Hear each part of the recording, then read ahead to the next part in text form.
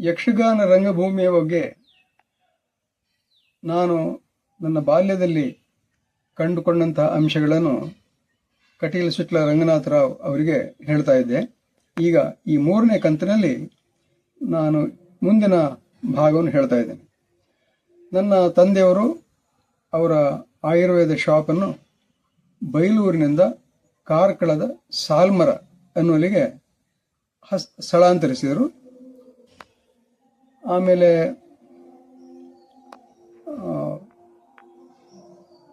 ಅದೇ ಹೊತ್ತಿಗೆ ನನ್ನ ಹುಟ್ಟೂರಾದ ರಾಮಂತಳಿಯಿಂದ ಅಲ್ಲಿ ಅಪ್ಪರ್ ಪ್ರೈಮರಿ ಶಾಲೆಯ 6ನೇ ಕ್ಲಾಸು ಕಲಿತಾ ಇದ್ದವನು ಅಲ್ಲಿಂದ ಅಸೌಖ್ಯ ಪೀಡಿತನಾಗಿ ಅಲ್ಲಿ ಸ್ವಲ್ಪ ಕೆಲವು ತಿಂಗಳ ಕಾಲ ನನಗೆ ಹೋಗಲು ಸಾಧ್ಯ ಆಗಲ್ಲ. ಕೊನೆಗೆ ತಂದೆಯವರು ಬಂದರು, ನನಗೆ ಚಿಕಿತ್ಸೆ ನೀಡಿದರು, ನಾನು ಹುಷಾರಾದೆ. ಅಲ್ಲಿಂದ ಹಾಗೆ ನನ್ನನ್ನು ಕರ್ಕೊಂಡು ಕಾರ್ಕಳಕ್ಕೆ ಬಂದರು. ನನ್ನ ಕುಟುಂಬ ಅಂದರೆ ತಾಯಿ, ತಮ್ಮಂದಿರು, ತಂಗಿ ಎಲ್ಲ ಅಲ್ಲೇ ಇದ್ರು. ಅಲ್ಲಿಂದ ಇಲ್ಲಿ ಬಂದವನು. ಅಲ್ಲಿ ನಾನು ಫ್ರೀ ಆಗಿದ್ದೆ, ತಂದೆಯವರಿಗೆ ಎಲ್ಲ ಸಹಾಯ ಮಾಡ್ತಾ ಇದ್ದೆ. ಆ ಹೊತ್ತಿಗೆ ಶೇಣಿ ಗೋಪಾಲ ಭಟ್ರು ಅದೇ ಮೊದಲ ಬಾರಿಗೆ ಕೂಡ್ಲು ಮೇಳದ ಸಂಚಾಲಕರಾಗಿ ಮೇಳವನ್ನು, ಅದು ಡೇರೆ ಮೇಳ, ಕಾರ್ಕಳಕ್ಕೆ ತಂದಿದ್ರು. ಆವಾಗಲೇ ಅವರು ಆಗತಾನೆ 1-2 ವರ್ಷ ಆಗದೆ ಅಷ್ಟೇ ಅವರು ಯಕ್ಷಗಾನಕ್ಕೆ ಬಂದು ಬಹಳ ಪ್ರಸಿದ್ಧಿ ಅವರಿಗೆ ಆಗಲೇ ಬಂದಿತ್ತು. ಎಲ್ಲಿ ಹೋದ್ರು ಶ್ರೇಣಿ ಶ್ರೇಣಿ ಶ್ರೇಣಿ ಅಂತ ಹೇಳ್ತಾ ಇದ್ರು, ರಕಾರ ಸೇರಿ. ಅವರ ಮಾತು ಕೇಳಬೇಕು ಅಂತ, ನಿಜವಾಗಿ ಕೇಳುವಂಥದ್ದೇ. ಅದೇನು ಅಂತ ನಾನು ಮುಂದೆ ಹೇಳ್ತೇನೆ. ಆ ಆಟಕ್ಕೆ ತಂದೆಯವರು ನನ್ನನ್ನು ಕರ್ಕೊಂಡು ಹೋಗಿ ಅಲ್ಲಿ ಅದು ಟಿಕೆಟ್ನ ಆಟ ಒಳಗೆ ಹೋಗಿದ್ದೆವು. ಅಲ್ಲಿಯ ವಿಶೇಷತೆ ಏನಂದರೆ, ಆ ಕಾಲದಲ್ಲಿ ಅಲ್ಲಿ ಸ್ಟೇಜು ಇರಲಿಲ್ಲ ಅವ್ರ ಹತ್ರ. ಅಂದರೆ ತಗೊಂಡೋಗೋ ಸ್ಟೇಜ್ ಇರಲಿಲ್ಲ. ಎಲ್ಲೆಲ್ಲಿ ಸ್ಟೇಜು ಶಾಲೆಯಲ್ಲೆಲ್ಲ ಇರ್ತಿತ್ತು, ಅಂದರೆ ವಾರ್ಷಿಕೋತ್ಸವಕ್ಕೋಸ್ಕರ ಒಂದು ಕಟ್ಟೆ ಹಾಗೆ ಮಾಡ್ತಾ ಇದ್ರು ಎಲ್ಲ ಶಾಲೆಗಳಲ್ಲಿ. ಅಲ್ಲಿ ಎಲ್ಲ ಬಟ್ಟೆ ಎಲ್ಲ ಹಾಕೊಂಡು ಇಡೀ ಆಡಿಟೋರಿಯಂ ಮಾಡೋ ಆ ಖಾಲಿ ಕಟ್ಟೆಯ ಮೇಲೆ ರಂಗಸ್ಥಳ ಹಾಕೋದು ಇವರು. ಆ ಕೆಳಗಿನ ಜಾಗದಲ್ಲಿ ಏನು ಮಾಡ್ತಾ ಇದ್ರು ಅಂದರೆ, ಡೇರೆ ಒಳಗೆ ರಂಗಸ್ಥಳದ ನೇರ ಎದುರು ನೆಲದಲ್ಲಿ ಟರ್ಪಾಲಿನ ಹಾಕಿ ಚಾಪೆ, ಅದೇ ಚಾಪೆ, ಟರ್ಪಾಲಿನ ಚಾಪೆ, ಅಲ್ಲಿ ಕಡಿಮೆ ಕ್ರಯದ ಟಿಕೆಟ್ ತಗೊಂಡವರು, ಹೆಚ್ಚಾಗಿ ಬಡವರು, ಅವರೆಲ್ಲ ಎದುರಲ್ಲಿ ಕೂತ್ಕೊಳ್ತಿದ್ರು. ಅವರಲ್ಲಿ ಬಹುಪಾಲು ಮಹಿಳೆಯರು, ಮಕ್ಕಳು ಎಲ್ಲ. 2 ಬದಿಗಳಲ್ಲಿ ಬೆಂಚುಗಳನ್ನು ಹಾಕ್ತಾ ಇದ್ರು. ಆ ಆಗಿನ್ನೂ ಈಸಿ ಚೇರ್ ಬರಲಿಲ್ಲ. ನಾವು ಈ ಒಂದು ಬದಿಯಲ್ಲಿ, ಅಂದರೆ ಈ ಚಂಡೆ ಭಾಗದಲ್ಲಿ, ತೆಂಕುತಿಟ್ಟಿನ ಆಟ ಅಲ್ವಾ, ಚಂಡೆ ಭಾಗದಲ್ಲಿ ಎದುರು ಬದಿಯ ಬೆಂಚಲ್ಲಿ ನಾನು ತಂದೆಯವರು ಕೂತಿದ್ದೆವು. ಸತ್ಯ ಹರಿಶ್ಚಂದ್ರ ನೋಡಿ, ನನಗೆ ಆಗ ಇನ್ನೂ 12 ಪೂರ್ತಿ ಆಗಲಿಲ್ಲ. ಆ ವಯಸ್ಸಿನಲ್ಲಿ ಆಟ ನೋಡೋದು ಹುಡುಗ, ಆಯಿತಾ. ಅಲ್ಲಿ ಶೇಣಿಯವರ ಹರಿಶ್ಚಂದ್ರ ಅವರ ಆ ಸ್ವರ, ಒಂದು ನಾಟಕೀಯ ಶೈಲಿಯ ಮಾತುಗಾರಿಕೆ, ಆಮೇಲೆ ನನಗೆ ಅಂದರೆ 11-12 ವರ್ಷದ ಮಗುವಿನ ಮನಸ್ಸಿನಿಂದ ತೊಡಗಿ, ನನ್ನ ತಂದೆಯವರು ಆಗೇನಾದರೂ ಒಂದು 50 ವರ್ಷ ಆಗಿದೆ ಅವರಿಗೆ, ಅವರವರೆಗೆ ಅಂದರೆ ಬಹಳ ವಿಶಾಲ ರೇಂಜಿನ ಜನರ ಒಂದು ಮನಸ್ಸಿಗೆ ಏಕ ಪ್ರಕಾರ ಕಮ್ಯುನಿಕೇಟ್ ಮಾಡುವಂಥ ಯೋಗ್ಯತೆ ಉಂಟಲ್ಲ, ಅದು ಅಲ್ಲಿ ನಾನು ಕಂಡುಕೊಂಡದ್ದು. ಅವರು ನಿಜವಾಗಿ ಸಂಸ್ಕೃತ ಭೂಯಿಷ್ಠವಾಗಿ ಮಾತಾಡ್ತಿದ್ರು. ಅವರ ಭಾಷೆ ಯಕ್ಷಗಾನದ ಪದ್ಯಗಳ ಭಾಷೆ. ಹೇಗೆ ಪದ್ಯದಲ್ಲಿ ಸಂಸ್ಕೃತಗಳಿದ್ದು ಪದಗಳು ಹೆಚ್ಚುಂಟವ, ರಾಘವ, ಶೃಣು ಮಮ ವಚನಂ ಅಂತ ಬರ್ತೇನೆ ನೋಡಿ, ಶೃಣು ಮಮ ವಚನಂ, ಇದೆಲ್ಲ ಸಂಸ್ಕೃತ ಭೂಯಿಷ್ಠವಲ್ಲ. ಅದೇ ರೀತಿಯ ಭಾಷೆಯಲ್ಲಿ ಅವರು ಮಾತಾಡ್ತಾ ಇದ್ರು. ಅದು ಎಲ್ಲರಿಗೂ ಕಮ್ಯುನಿಕೇಟ್ ಆಗ್ತಾ ಇತ್ತು. ಆ ಕಾಲದಲ್ಲಿ ಅದು ಅಷ್ಟು ರಂಜನೀಯವಾಗಿ ನಡೆಯಿತು. ನನಗೆ 4-5 ಜನರ ಗುರುತ ಮಾತ್ರ ಇದೆ ಅದರಲ್ಲಿ. ಅಂದರೆ ಆಮೇಲೆ ಅವರ ಪರಿಚಯ ಒಡನಾಟ ಹೆಚ್ಚಿದ್ದರಿಂದ ಅವರು ನೆನಪು ಇರೋದು ಮುಖ್ಯವಾಗಿ ಬಲಿಪರು ಮೊದಲನೇ ಸಾರಿ ಟೆಂಟು ಮೇಳಕ್ಕೆ ಬಂದದ್ದು ಆ ವರ್ಷ. ಇದರಲ್ಲಿ ಬಲಿಪರ ಅಂದರೆ ನಮ್ಮ ಬಲಿಪ ಕಿರಿಯ ನಾರಾಯಣ ಭಾಗವತರು ಹುಡುಗನಾಗಿದ್ದರು ಅವರು. ಏನಂದರೆ ಅವರಿಗೆ 20-22 ವರ್ಷ ಇರಬೇಕು.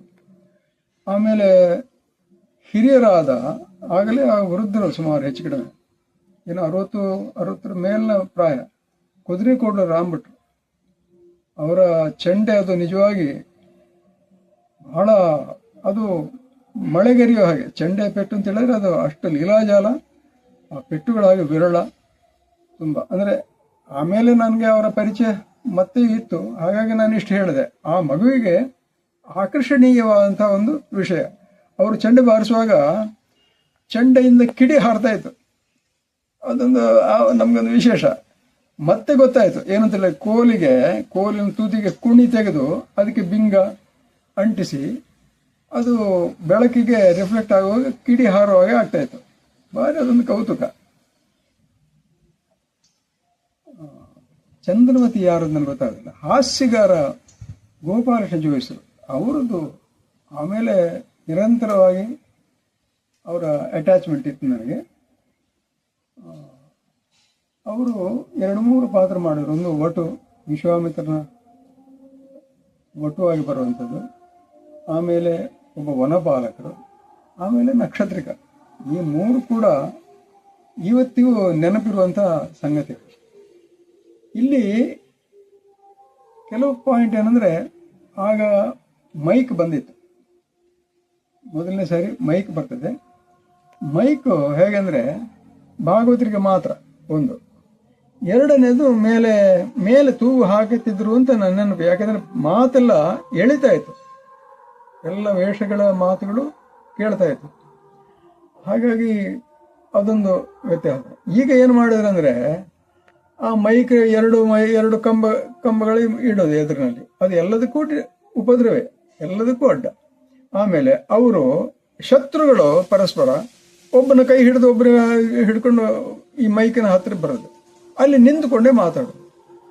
ಆ ನಿಂತುಕೊಳ್ಳೋದ್ರಲ್ಲಿ ಅವರ ಮಾತಿಗೂ ಅವರ ಕೈಗೂ ಏನೂ ಸಂಬಂಧ ಇಲ್ಲ.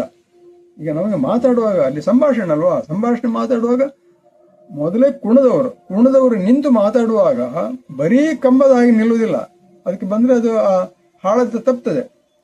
ಅವರಲ್ಲಿ ಕೂಡ ಸ್ವಲ್ಪ ಚಲನೆ, ನಿನ್ನನ್ನು ಒಂದೇ ಕಾಲು ಎತ್ತಿ ಮೆಟ್ಟಿ ಮಾತಾಡೋದವರು ಹಾಗೆ ಅಂತ ಅದೆಲ್ಲ ಬಿಟ್ಟರು, ಬರೀ ನಿಂತುಕೊಂಡು ಮಾತಾಡಿ ಶುರು ಮಾಡಿದ್ರು. ಆ ರೀತಿಯ ಮಾತುಗಾರಿಕೆ ಬಂದದ್ದು ಈ ಹರಿದಾಸರ ದೆಸೆಯಿಂದಲೇ ಅಂತ ಸ್ಪಷ್ಟವಾಗಿ ಹೇಳಬೇಕು. ಆದರೆ ಶೇಣಿಯವರಲ್ಲಿ ಅವರು ಹರಿದಾಸರಾದರೂ ನಾಟಕದ ಅನುಭವ ಇತ್ತು ಅವರಿಗೆ. ಮೊದಲು ನಾಟಕಕ್ಕೆ ಅವರು ವೇಷ ಮಾಡಿದ್ದು ಇತ್ತು ನಾಟಕಗಳಲ್ಲಿ.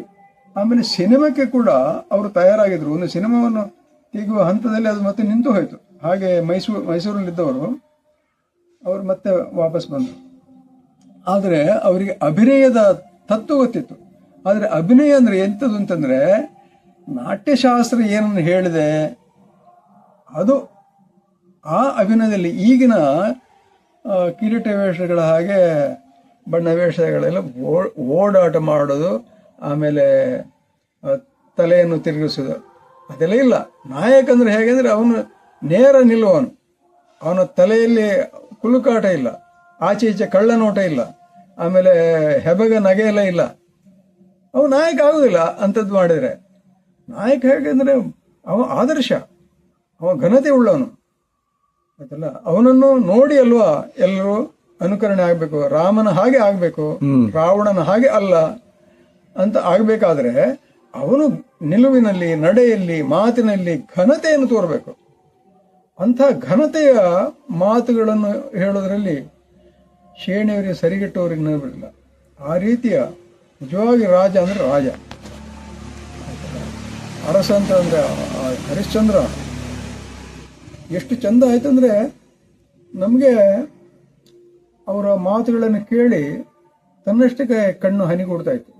ಈಗ ಆ ಪ್ರಾಯದಲ್ಲಿ ಹಾಗೆ ಆಗಬೇಕಾಗಿದ್ರೆ ಆ ಮಾತು, ಅವರ ಕಮ್ಯುನಿಕೇಟಿವ್ ಟ್ಯಾಲೆಂಟ್ ಎಂಥದ್ದು ಆಲೋಚನೆ ಮಾಡಿ. ಹಾಗೆಲ್ಲ ಇತ್ತು. ಇದಾದ ಮೇಲೆ ಮತ್ತೆ ಕಾರ್ಕಳದಲ್ಲಿ ಹಲವಾರು ಕಡೆಯಲ್ಲಿ ತೆಂಕು ಬಡಗು ಆಟಗಳನ್ನು ನಾನು ನೋಡಿದ್ದೇನೆ. ಅದರಲ್ಲಿ ವಿಶೇಷತೆ ಏನಂದರೆ ಅಲ್ಲಿ ತೆಂಕು ಮತ್ತು ಬಡಗು ಎರಡು ಸಮಾನವಾಗಿ ಆಗ್ತಾ ಇದೆ ಕೇಂದ್ರ. ಅದರ ಮತ್ತೆ ಅದು ಏನು ಕಾರಣ ಅಂತ ಮತ್ತೆ ಹೇಳ್ತೇನೆ. ಪ್ರಖ್ಯಾತವಾದ ಮೂಲಿಕೆ ಮೇಳ, ಕೂಡ್ಲು ಮೇಳ, ಧರ್ಮಸ್ಥಳ ಮೇಳ, ಆಮೇಲೆ ಇನ್ನು ಕೆಲವು ಗಂಜಿ ಮೇಳಗಳೆಲ್ಲ ಇದ್ದವು. ದೇಲಂಪುರಿ ಮೇಳ ಅಂತಿತ್ತು. ಅಂತಹ ಸಣ್ಣ ಸಣ್ಣ ಮೇಳಗಳು. ಮತ್ತು ನನ್ನ ನಾಟ್ಯದ ಗುರುಗಳಾದ ಉರ್ವ ನಾರಾಯಣ್ ಶೆಟ್ರು, ಅವರು ಪ್ರಸಿದ್ಧ ಸ್ತ್ರೀವೇಷಧಾರಿ ಅವರು ಒಂದು ಮೇಳವನ್ನು ತಂದಿದ್ರು. ಅದೆಲ್ಲ. ಆದರೆ ಆ ಕಾಲದಲ್ಲಿ ಏನಾಯಿತು, ಈಗ ಶೇಣಿಯವರು ಕೂಡ ಹರಿಶ್ಚಂದ್ರನನ್ನು ಸಾಂಪ್ರದಾಯಿಕ ಕಿರೀಟದ ವೇಷದಲ್ಲಿ ಮಾಡಿದ್ದಲ್ಲ, ನಾಟಕದ ವೇಷದಲ್ಲಿ ಮಾಡಿದ್ರು. ಮಣಿಸರಕು ಆಗಲೇ ಬಂದೆ ಅಂತ ನಿಮಗೆ ನಾನು ಹೇಳಿದೆ, ನೀರೇಬೈಲೂರು ನಾಟಕಗಳಲ್ಲಿ ಹೇಳಿದ್ದೇನೆ. ಮಣಿಸರಕಿನ ಆಟಗಳು ಅವರಿಗೆ ಅನಿಸುವುದೇ ಇಲ್ಲ. ಈಗ ತಾವು ಏನೋ ಬದಲಾವಣೆ ಮಾಡಿದ್ದೇವೆ ಅಂತ ಅವರಿಗೆ ಕಾಳಜಿಯೇ ಇಲ್ಲ ಕಲಾವಿದರಿಗೆ. ಎಂಥದ್ದು ಮಾಡಿದ್ರು ಜನರು ಹಾಗೆ ಎಲ್ಲ ಆಯ್ಕೆ ಆಗ್ತದೆ ಅಂತ ಹೇಳೋದು. ಈ ವಿಷಯದಲ್ಲಿ ಮತ್ತೆ ನಮಗೆ ಹೇಳಿಕೊಂಡು, ಬೇಕಾದ್ರೆ ಅದನ್ನು ಕಟ್ ಮಾಡಿ ಆಯ್ತಾ ಆ ವಿಷಯದಲ್ಲಿ. ಹೀಗೆ ತೆಂಕು ಮತ್ತು ಬಡಗಿನ ಅನೇಕ ಆಟಗಳನ್ನು ಅಲ್ಲಿ ಕಂಡವು. ಆಮೇಲೆ ಅದೇ ವರ್ಷ, ನಾನು ಬಂದ ವರ್ಷ, ಅಕಾಡೆಮಿಕ್ ಇಯರ್ನ ಆರಂಭದಲ್ಲಿ ಇಲ್ಲಿ ಶ್ರೀಮದ್ ಭುವನೇಂದ್ರ ಹೈಸ್ಕೂಲ್, ಆಗ ಶ್ರೀಮದ್ ಭುವನೇಂದ್ರ ಓರಿಯೆಂಟಲ್ ಹೈಸ್ಕೂಲ್ ಅಂತ ಇದ್ದದ್ದು. ಅದಕ್ಕೆ ಒಂದು ಮಿಡ್ಲ್ ಸ್ಕೂಲ್ ಸೆಕ್ಷನ್ ಇತ್ತು, 6, 7, 8. ಆಮೇಲೆ 8, 9, 10, 11 ಇದು ಹೈಸ್ಕೂಲ್ ಸೆಕ್ಷನ್. ಅದಕ್ಕೆ ಬಿಲ್ಡಿಂಗ್ ಬೇರೆ. ಸೊ ಅವುಗಳ ನಡುವೆ ಒಂದು 3-4 ಫರ್ಲಾಂಗಿನ ವ್ಯತ್ಯಾಸ ಇತ್ತು. ರಸ್ತೆಯಲ್ಲಿ, ಮೇನ್ ರಸ್ತೆಯಲ್ಲಿ ನಡ್ಕೊಂಡು ಹೋಗ್ಬೇಕು, ತಿರುಗಿ ಒಳಗೆ ಹೋಗ್ಬೇಕು. ಅಲ್ಲಿಗೆ ಮಿಡ್ಲ್ ಸ್ಕೂಲಿಗೆ ನನ್ನ ಸೇರಿಸಿದ್ರು 7ನೇ ಕ್ಲಾಸಿಗೆ. ಅದು ವೆಂಕಟರಮಣ ದೇವಸ್ಥಾನದ ಎದುರಲ್ಲಿ ಒಂದು ಕೆರೆ ಇದೆ. ಅಲ್ಲಿ ಕೆರೆ ದೀಪೋತ್ಸವ ಆಗೋದು ಬಹಳ ವಿಶೇಷ. ಅಲ್ಲಿ ಕೊಳದ ಮೇಲ್ಗಡೆ ಒಂದು ಸೂರು ಹಾಕಿದಂತ ಒಂದು ಕೋಣೆ ಇರುವಂತ, ಮಾಳಿಗೆ ಕೋಣೆ ಇರುವಂತ ಒಂದು ಬಿಲ್ಡಿಂಗ್ ಇತ್ತು. ಅದು ತೆರವು. ದೇವಸ್ಥಾನಕ್ಕೆ ಆಟ ಆಡಲಿಕ್ಕೆ ಬಂದಿರುವಂತಹ ಮೇಳಗಳು ಅಥವಾ ಸುತ್ತು ಆಸುಪಾಸಿನ ಕಡೆಯಲ್ಲಿ ಇದು ಆಟ ಇರುವಂತ ಮೇಳಗಳು ಎಲ್ಲ ಇಲ್ಲಿ ಅವರ ಬಿಡಾರ, ಆ ಕೊಳದ ಮೇಲಿನ ಆ ದಂಡೆಯ ಬಿಲ್ಡಿಂಗ್, ತೆರವು ಸ್ಥಳ. ನಮಗೆ ಕ್ಲಾಸ್ನಲ್ಲಿ ಕೂತವ್ರಿಗೆ ಕಾಣ್ತೇವೆ ಅದು. ಅಲ್ಲಿ ಬಂದ ಕಲಾವಿದರದ್ದು ಎಲ್ಲ ಕೆಲವು ಗುರ್ತ ಇದ್ದವ್ರದ್ದು, ಗುರ್ತ ಸಿಗ್ತವ್ರದ್ದು, ಹೀಗೆಲ್ಲ ಅಲ್ಲಿ ನೋಡೋದು ಇದೆಲ್ಲ ಇತ್ತು. ಅಲ್ಲಿ ಆಟ ಆಗುವಾಗ ನಾವಲ್ಲಿ ಹಾಜರಾಗುವುದೇ, ಅದರಲ್ಲೇನಿಲ್ಲ. ಆ ಶಾಲೆಯಲ್ಲಿ ನಮಗೆ ಸಂಸ್ಕೃತ ಪ್ರಥಮ ಭಾಷೆ, ಸಂಸ್ಕೃತ, ಕನ್ನಡ, ಇಂಗ್ಲಿಷ್, ಹಿಂದಿ, ಈಗ 4 ಭಾಷೆಗಳಿದ್ದವು ಕಲೀಲಿಕ್ಕೆ. ಆಮೇಲೆ ಚಿತ್ರಕಲೆ ಇತ್ತು. ಆಮೇಲೆ ಮ್ಯಾಥ್ಸು, ವಿಜ್ಞಾನ, ಸಮಾಜ ವಿಜ್ಞಾನ ಇದೆಲ್ಲ ಇತ್ತು. ಅಲ್ಲಿ ಸಂಸ್ಕೃತದ ನಾಟಕವನ್ನು ಆಡ್ತಾ ಇದ್ರು. ಆಮೇಲೆ ಕನ್ನಡ ನಾಟಕವನ್ನು ಮಾಡ್ತಾ ಇದ್ರು. ನಮ್ಮಿಂದ ವರ್ಷಕ್ಕೆ ಒಂದು ಕನ್ನಡ ನಾಟಕವನ್ನು ಅಭ್ಯಾಸ ಮಾಡಿದ್ರು. ಅದೆಲ್ಲ ಮುಖ್ಯೋಪಾಧ್ಯಾಯರು ಕಾರ್ಕಳದ ದಿವಂಗತ ವೇದವ್ಯಾಸ ಭಟ್ ಅಂತಿದ್ರು. ನೋಡಿ, ಸ್ವಲ್ಪ ಗಿಡ್ಡಾಳು, ದೊಡ್ಡ ಮುಖ ಮತ್ತು ದೊಡ್ಡ ಗಂಟಲು ದೊಡ್ಡದು. ಆಮೇಲೆ ನಾಟಕದ ಹಳೆ ಕ್ರಮದ ಕಂಪನಿ ನಾಟಕಗಳುಂಟಲ್ಲ, ಅದರಲ್ಲೆಲ್ಲ ಅವರಿಗೆ ಬಹಳ ಪರಿಣತಿ ಇತ್ತು.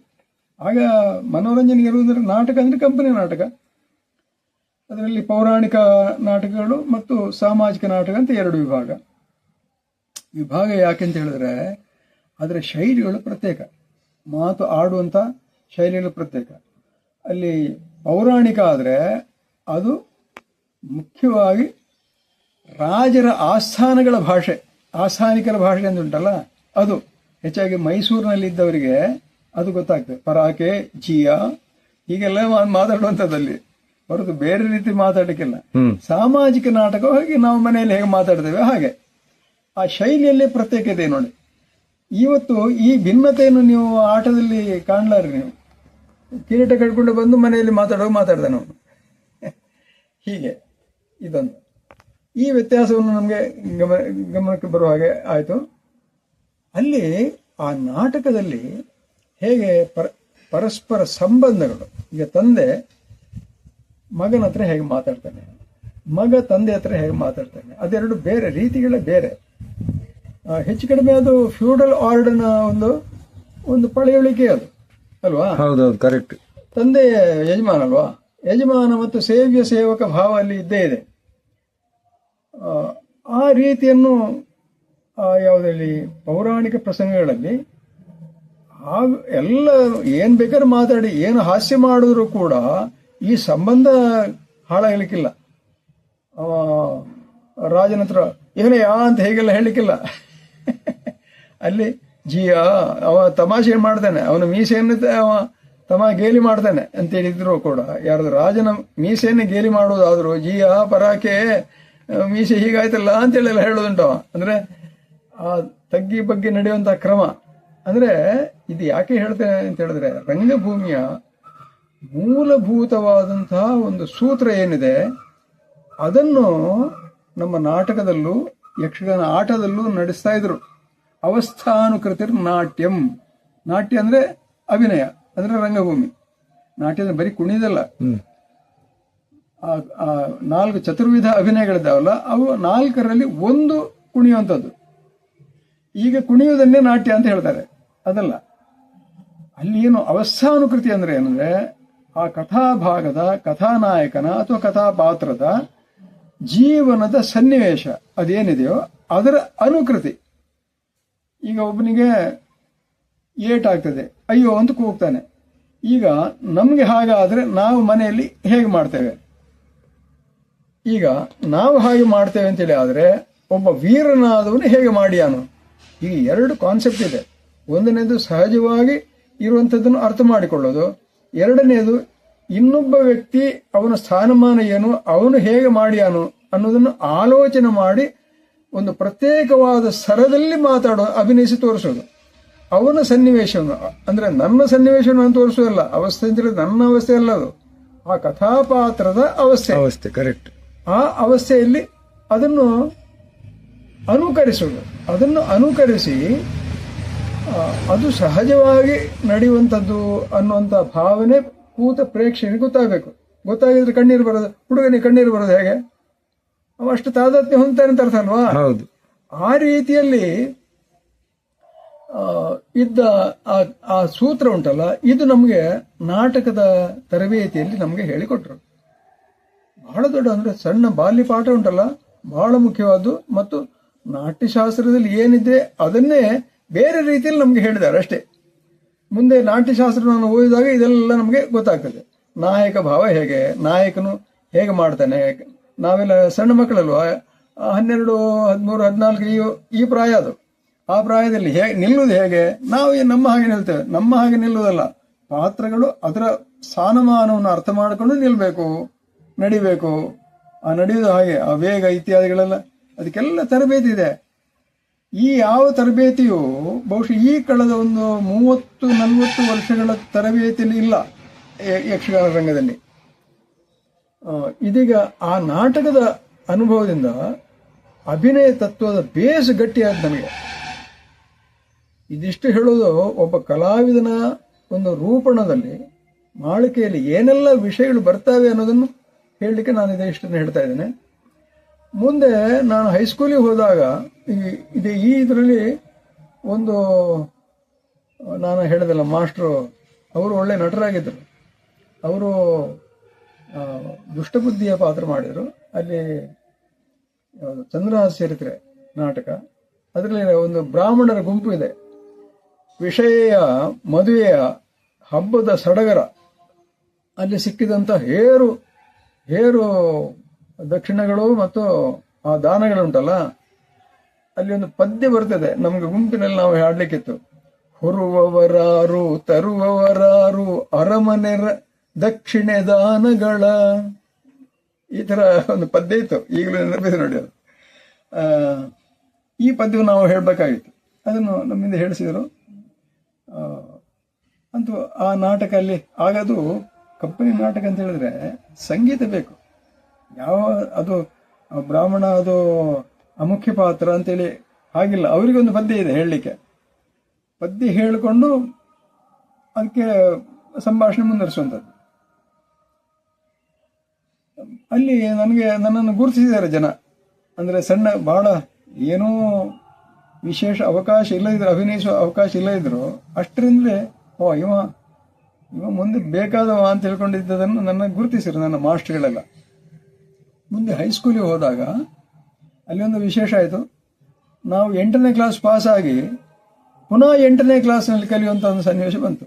ಅದು ಹೇಗೆಂದರೆ, ಮದ್ರಾಸ್ ಗೌರ್ಮೆಂಟ್ನಿಂದ ಈ ಶಿಕ್ಷಣ ಇಲಾಖೆ ಉಂಟಲ್ಲ, ಅದನ್ನು ಮೈಸೂರು ಹೊಸದಾಗಿ ಅಂದರೆ 56ರಲ್ಲಿ ಆದಲ್ಲ ರಿಆರ್ಗನೈಸೇಷನ್.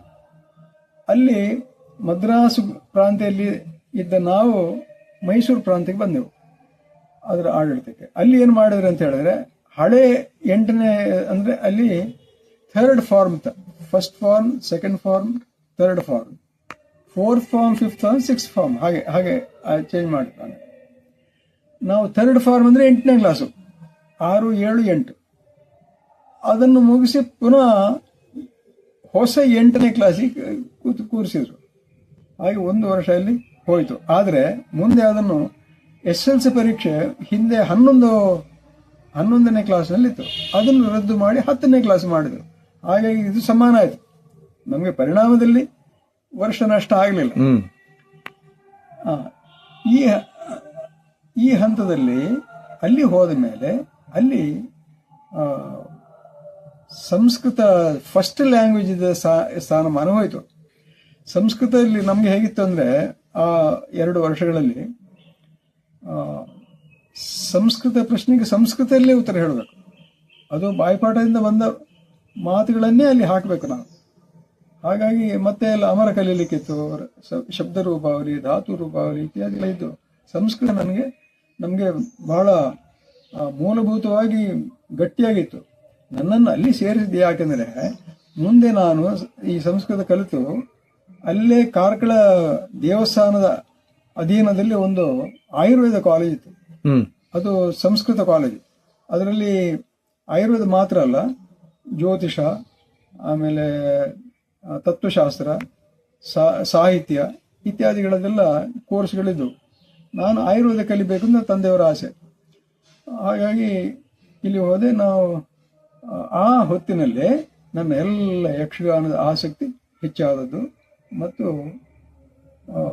ಅದಕ್ಕೆ ನನಗೆ ಎಲ್ಲ ಅವಕಾಶ ಶಿಕ್ಷಕರ ಕಡೆಯಿಂದಲೂ ಬಂದಿದೆ.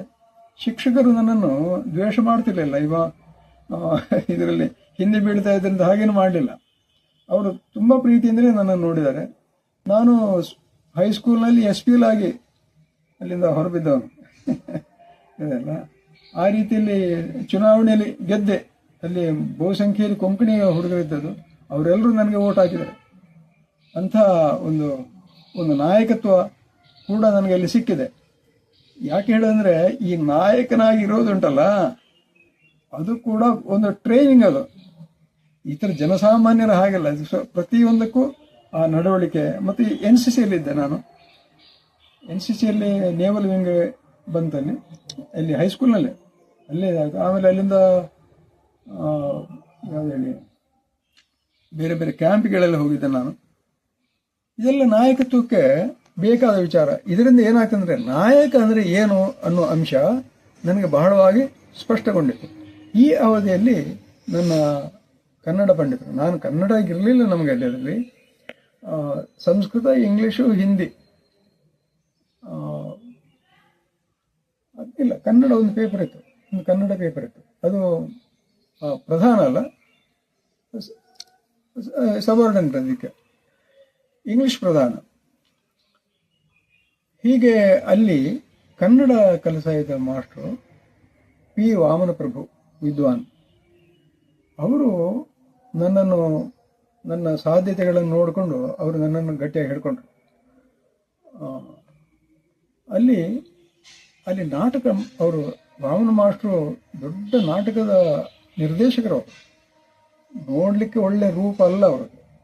ಅವರಿಗೂ ಗೊತ್ತಿತ್ತು, ಅವರು ಹೇಳ್ಕೊಳ್ತಿದ್ರು ನನ್ನ ಹಾಗೆ ಅಂತೇಳಿಲ್ಲ, ಅವರನ್ನೇ ತಮಾಷೆ ಮಾಡ್ಕೊಳ್ತಿದ್ರು. ಆದರೆ ಬಹಳ ಸ್ಟ್ರಿಕ್ಟ್ ವಿದ್ಯಾರ್ಥಿಗಳ ವಿಷಯದಲ್ಲಿ, ನಡವಳಿಕೆ ವಿಷಯದಲ್ಲಿ, ಮಾತುಗಳ ವಿಷಯದಲ್ಲಿ ತುಂಬಾ ಸ್ಟ್ರಿಕ್ಟ್ ಅವರು. ಆದರೆ ನನ್ನನ್ನು ಮಾತ್ರ ತುಂಬಾ ಪ್ರೀತಿಯಿಂದಲೂ ಗೌರವದಿಂದಲೂ ನೋಡ್ತಾ ಇದ್ರು. ಯಾಕಂದ್ರೆ ನಾನು ಪಂಡಿತರ ಮಗ ಅಲ್ವಾ, ಆ ಒಂದು ವ್ಯತ್ಯಾಸ ಇದೆ ಅದರಲ್ಲಿ. ಆ ಒಂದು ಸ್ಥಾನವನ್ನು ನನಗೆ ಅವ್ರು ಕೊಟ್ಟಿದ್ರು.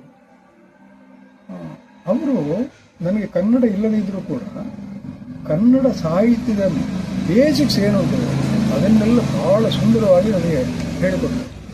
ಅದು ಹೇಗೆ, ಕ್ಲಾಸ್ನಲ್ಲೆಲ್ಲ ದಾರಿಯಲ್ಲಿ ಸಂಜೆ ಅವರು ನಡೀಲಿಕ್ಕೆ ಹೋಗೋದಿತ್ತು. ಸಂಜೆ ಹೊತ್ತಿಗೆ ಸುಮಾರು 5 ಗಂಟೆಗೆ ಹೊರಟ್ರೆ ಒಂದು 6-6:30 ವಾಪಸ್ ಬರುವ ಹಾಗೆ, ದೇವಸ್ಥಾನದಿಂದ ಹೊರಟ್ರೆ ದೇವಸ್ಥಾನ ವಾಪಸ್ ಬರೋದು. ಅಲ್ಲಿ ಪಕ್ಕದಲ್ಲಿ ಅವ್ರದ್ದು ಮನೆ.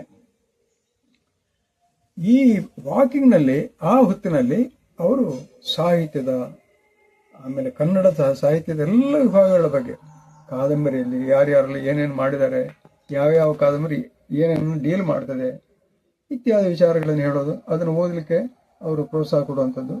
ಆಮೇಲೆ ಛಂದಶಾಸ್ತ್ರ, ಛಂದಸ್ಸು ಅಂದರೆ ಏನು, ಕನ್ನಡ ಛಂದಸ್ಸು, ಮುಖ್ಯವಾಗಿ ದ್ರಾವಿಡ ಛಂದಸ್ಸುಗಳಲ್ಲಿ ಕನ್ನಡ ಛಂದಸ್ಸುಗಳು ಪ್ರತ್ಯೇಕ ಉಂಟಲ್ಲ. ಸಂಸ್ಕೃತ ಛಂದಸ್ಸು ಅದು ನಮಗೆ ಪಾಠದಲ್ಲಿ ಬರ್ತದೆ, ಶಾರ್ದೂಲ ವಿಕ್ರೀಡಿತ, ಮಾಲಿನಿ ಇತ್ಯಾದಿ ಬರ್ತದೆ. ಇಲ್ಲಿ ಕನ್ನಡ ಛಂದಸ್ಸನ್ನು ಅವರು ಮುಖ್ಯವಾಗಿ ಮಾತ್ರಾಗಣ ಛಂದಸ್ಸು ಮತ್ತು ಅಂಶಗಣ ಛಂದಸ್ಸು ಈ ಎರಡನ್ನು ಕೂಡ ಹೇಳಿಕೊಟ್ರು. ಪ್ರತಿಯೊಂದು ಆ ಗಣ ವಿಭಾಗ ಅಂದ್ರೆ ಏನು ಇತ್ಯಾದಿ ಅದನ್ನು ಬಹಳ ಸುಲಭವಾಗಿ ಅವರು ನಮಗೆ ಮನವರಿಕೆ ಮಾಡಿಕೊಟ್ರು. ಆಮೇಲೆ ಅಭಿನಯ ತತ್ವ, ನಾಟ್ಯಶಾಸ್ತ್ರದಲ್ಲಿ ಅದನ್ನು ಅವರು ಹೇಳಿದ್ರು. ನಾಟ್ಯಶಾಸ್ತ್ರದಲ್ಲಿ ನಾಯಕ ಭಾವ ಅಂದ್ರೆ ಏನು, ನಾಯಕಿ ಹೇಗಿರಬೇಕು, ಅದರ ವಿಭಾಗಗಳೆಲ್ಲ ಏನು, ಆಮೇಲೆ ಈ ಅಭಿನಯ ಅಂದ್ರೆ ಎಂಥದ್ದು, ಈಗ 4 ಬಗೆಯ ಅಭಿನಯ ಯಾವುದಿಲ್ಲ, ಆಹಾರ್ಯ, ಆಂಗಿಕ, ವಾಚಿಕ, ಆಮೇಲೆ ಸಾತ್ವಿಕ. ಸಾತ್ವಿಕಾಭಿನಯ ಅದು ಇನ್ನು ಫೈನರ್ ಆಸ್ಪೆಕ್ಟ್ ಅದು. ಈ ಅಂಶಗಳನ್ನು ಹೇಳಿದ್ರು. ಆಮೇಲೆ ನಾಯಕ ಭಾವ ಏನು, ಅವನ ಚಲನೆಯಲ್ಲಿ ಅವ ಹೇಗಿರತಕ್ಕವನು, ಇದನ್ನೆಲ್ಲ ಅವರು ಮನವರಿಕೆ ಮಾಡಿದ್ರು. ಹಾಗಾಗಿ ನಾನು ಬಹಳ ನನ್ನ ತಿಳುವಳಿಕೆಯಲ್ಲಿ ಬಹಳವಾಗಿ ಋಣಿಯಾಗಿರಬೇಕಾದ್ದು ನಾನು ವಾಮನ ಮಾಸ್ಟರ್. ಅವರು ಈ ಆಗ ಮುಂಬೈಯಲ್ಲಿ ಆಚಾರ್ಯ ಅತ್ರೆ ಅಂತ ಇದ್ರು, ದೊಡ್ಡ ನಾಟಕ ರಚನೆಕಾರರು, ನಾಟಕ ರಂಗಭೂಮಿಯ ಮನುಷ್ಯ. ಅವರು ಬರೆದ ನಾಟಕಗಳೆಲ್ಲ ಬಹಳ ಪ್ರಸಿದ್ಧ, ಭಾರತದ ಇಡೀ ಬಹಳ ಪ್ರಸಿದ್ಧ. ಅವರು ಪಾಣಿಗ್ರಹಣ ಅಂತ ಒಂದು ನಾಟಕ ಬರೆದಿದ್ರು ಮರಾಠಿಯಲ್ಲಿ. ಅದನ್ನು ನನ್ನ ವಾಮನ ಮಾಸ್ಟ್ರು ಕನ್ನಡಕ್ಕೆ ಅನುವಾದ ಮಾಡಿ ನಮ್ಮಿಂದ ಆಡಿಸಿದ್ರು. ಅದಕ್ಕೆ ಬಹಳ ಹೆಸರು ಬಂದಿದೆ. ಅದರಲ್ಲಿ ಖಳ ಪಾತ್ರವನ್ನು ನಾನು ಮಾಡಿದ್ದು, ಖಳದಲ್ಲಿ ಪ್ರತಿನಾಯಕ ಅಂತ ಪಾತ್ರವನ್ನು ಮಾಡಿದೆ ನಾನು. ಅದು ಒಂದು ಮುದುಕ ಸಣ್ಣ ಹುಡುಗಿಯನ್ನು ಮದುವೆ ಆಗುವಂಥ ಒಂದು ವಿಷಯ, ಅದರ ವಿರುದ್ಧ ಅಂಥದ್ದೆಲ್ಲ ನಡೀತಾ ಇತ್ತು. ಅದು ನಡಿಬಾರದು ಅನ್ನೋದರ ಸಂದೇಶದಲ್ಲಿ ಆ ನಾಟಕ ಬರೆದವರು ಅಂಥದ್ದು. ಆಮೇಲೆ ಅಲ್ಲಿ ಪುರುಷೋತ್ತಮ ನಾಯಕರಂತ ಒಬ್ಬರು ಮಾಸ್ಟರ್ ಬಂದರು. ಅವರು ಬಂದ ಮೇಲೆ ಅವರು ಇನ್ನೂ ಉತ್ಸಾಹಿ. ಅವರು ಸ್ವತಃ ನಾಟಕ ರಚನೆ ಮಾಡಿಕೊಂಡು ಸ್ವತಂತ್ರವಾದ ನಾಟಕ ರಚನೆ ಮಾಡಿ ನಿರ್ದೇಶನ ಮಾಡುವಂಥವ್ರು. ಅವರು ನನ್ನನ್ನು ಸೇರಿಸ್ಕೊಂಡ್ರು. ಅದರಲ್ಲಿ ಖಳನಾಯಕನ ಪಾತ್ರ ನನಗೆ ಕೊಟ್ಟರು. ಅಂತೂ ಖಳನಾಯಕನ ಪಾತ್ರ ವಹಿಸುವುದಂದರೆ ಸ್ವಲ್ಪ ಗ್ರೇಡ್ ಇರುವಂಥದ್ದು. ಅದು ನಮ್ಮ ಆಟದಲ್ಲೂ ಹಾಗೆ, ನಾಟಕದಲ್ಲೂ ಹಾಗೆ. ಅದು ಯಾಕೆಂತಿಲ್ಲ ಅಂದರೆ ಅದರ ತತ್ವ ಏನಂದರೆ, ನಾಯಕನಲ್ಲಿ ಸದ್ಗುಣಗಳು, ಸದಾಚಾರಗಳು ಮತ್ತು ನಮಗೆ ಅಪೇಕ್ಷಣೀಯವಾದ ಅಂಶಗಳಿರ್ತವೆ.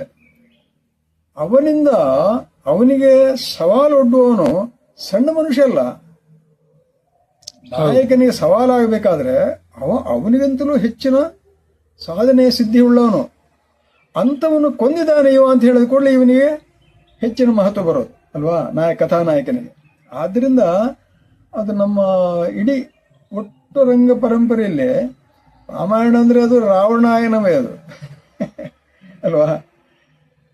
ಹಾಗೆ ಅಂಥ ಪಾತ್ರಗಳನ್ನು ಕೊಟ್ಟರು. ಅಂತೂ ಅಲ್ಲಿ ನಾಟಕದಲ್ಲಿ ಎಷ್ಟು ಎಲ್ಲ ಮಾಡ್ಬೋದು. ಇಂಡಿಪೆಂಡೆಂಟ್ ಆಗಿ ನಾನೇ ಮಾಸ್ಟರ್ ಇಲ್ಲದ ಹೊತ್ತಿನಲ್ಲಿ ಇದರ ಹುಡುಗರಿಗೆ ಟ್ರೈನಿಂಗ್ ಕೊಡುವಷ್ಟು ನನಗೆ ಅಲ್ಲಿ ಜ್ಞಾನ ಬಂದಿತ್ತು. ಈ ಮಧ್ಯೆ ಯಕ್ಷಗಾನ ಬರ್ತದೆ. ನನ್ನ ಹೈಸ್ಕೂಲ್ ವಿದ್ಯಾಭ್ಯಾಸದಲ್ಲಿ ಮುಖ್ಯವಾಗಿ ಫಿಸಿಕ್ಸ್, ಕೆಮಿಸ್ಟ್ರಿ, ಮ್ಯಾಥಮೆಟಿಕ್ಸ್ ಪ್ರಧಾನವಾಗಿ ಇದ್ದ ವಿಷಯ. ಆಮೇಲೆ ಸೋಷಿಯಾಲಜಿ ಇತ್ತು. ಅದರ ಜೊತೆಗೆ ನಮಗೆ ಕೊಟ್ಟಿರುವ ವೃತ್ತಿ ತರಬೇತಿ ಅಂತ ಇತ್ತು. ಅದರಲ್ಲಿ ಚಿತ್ರಕಲೆಗೆ ಸ್ಥಾನ ಕೊಟ್ಟಿದ್ರು. ಅದು ನಮಗೆ ಬಹಳ ಬಹಳ ಉಪಯೋಗ ಆಯಿತು. ಚಿತ್ರಕಲೆಯಲ್ಲಿ ಕೈಯಿಂದ ಪೆನ್ಸಿಲ್ ಡ್ರಾಯಿಂಗ್, ಲೈನ್ ಡ್ರಾಯಿಂಗು ಮತ್ತು ವಾಟರ್ ಕಲರಿಂದ ಬೇರೆ ಬೇರೆ ದೃಶ್ಯಗಳನ್ನೆಲ್ಲ ಮಾಡುವಂಥದ್ದು, ಬಣ್ಣದಲ್ಲಿ ಯಾವ ಬಣ್ಣವನ್ನು ಕೂಡಿಸಿದರೆ ಯಾವ ಬಣ್ಣ ಬರ್ತದೆ ಇತ್ಯಾದಿ ಎಲ್ಲ ಅಂಶಗಳನ್ನು ಕಲೀಲಿಕ್ಕೆ ತುಂಬ ಸಾಧ್ಯ ಆಯಿತು. ಅದು ಯಕ್ಷಗಾನಕ್ಕೆ ಬಹಳ ಉಪಕಾರ ಆಯಿತು. ಯಕ್ಷಗಾನ ಮುಖವರ್ಣಿಕೆಯ ಆ ವಿಷಯಕ್ಕಾಗುವಾಗ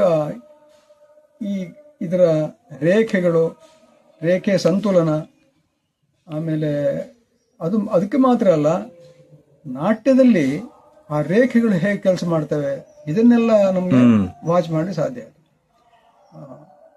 ಅಲ್ಲಿ ಒಬ್ಬ ನಿಜವಾಗಿ ನಾನು ಬಸ್ಟ್ಗಳನ್ನೆಲ್ಲ ಬಹಳ ಚೆನ್ನಾಗಿ ಮಾಡ್ತಾ ಇದ್ದೆ.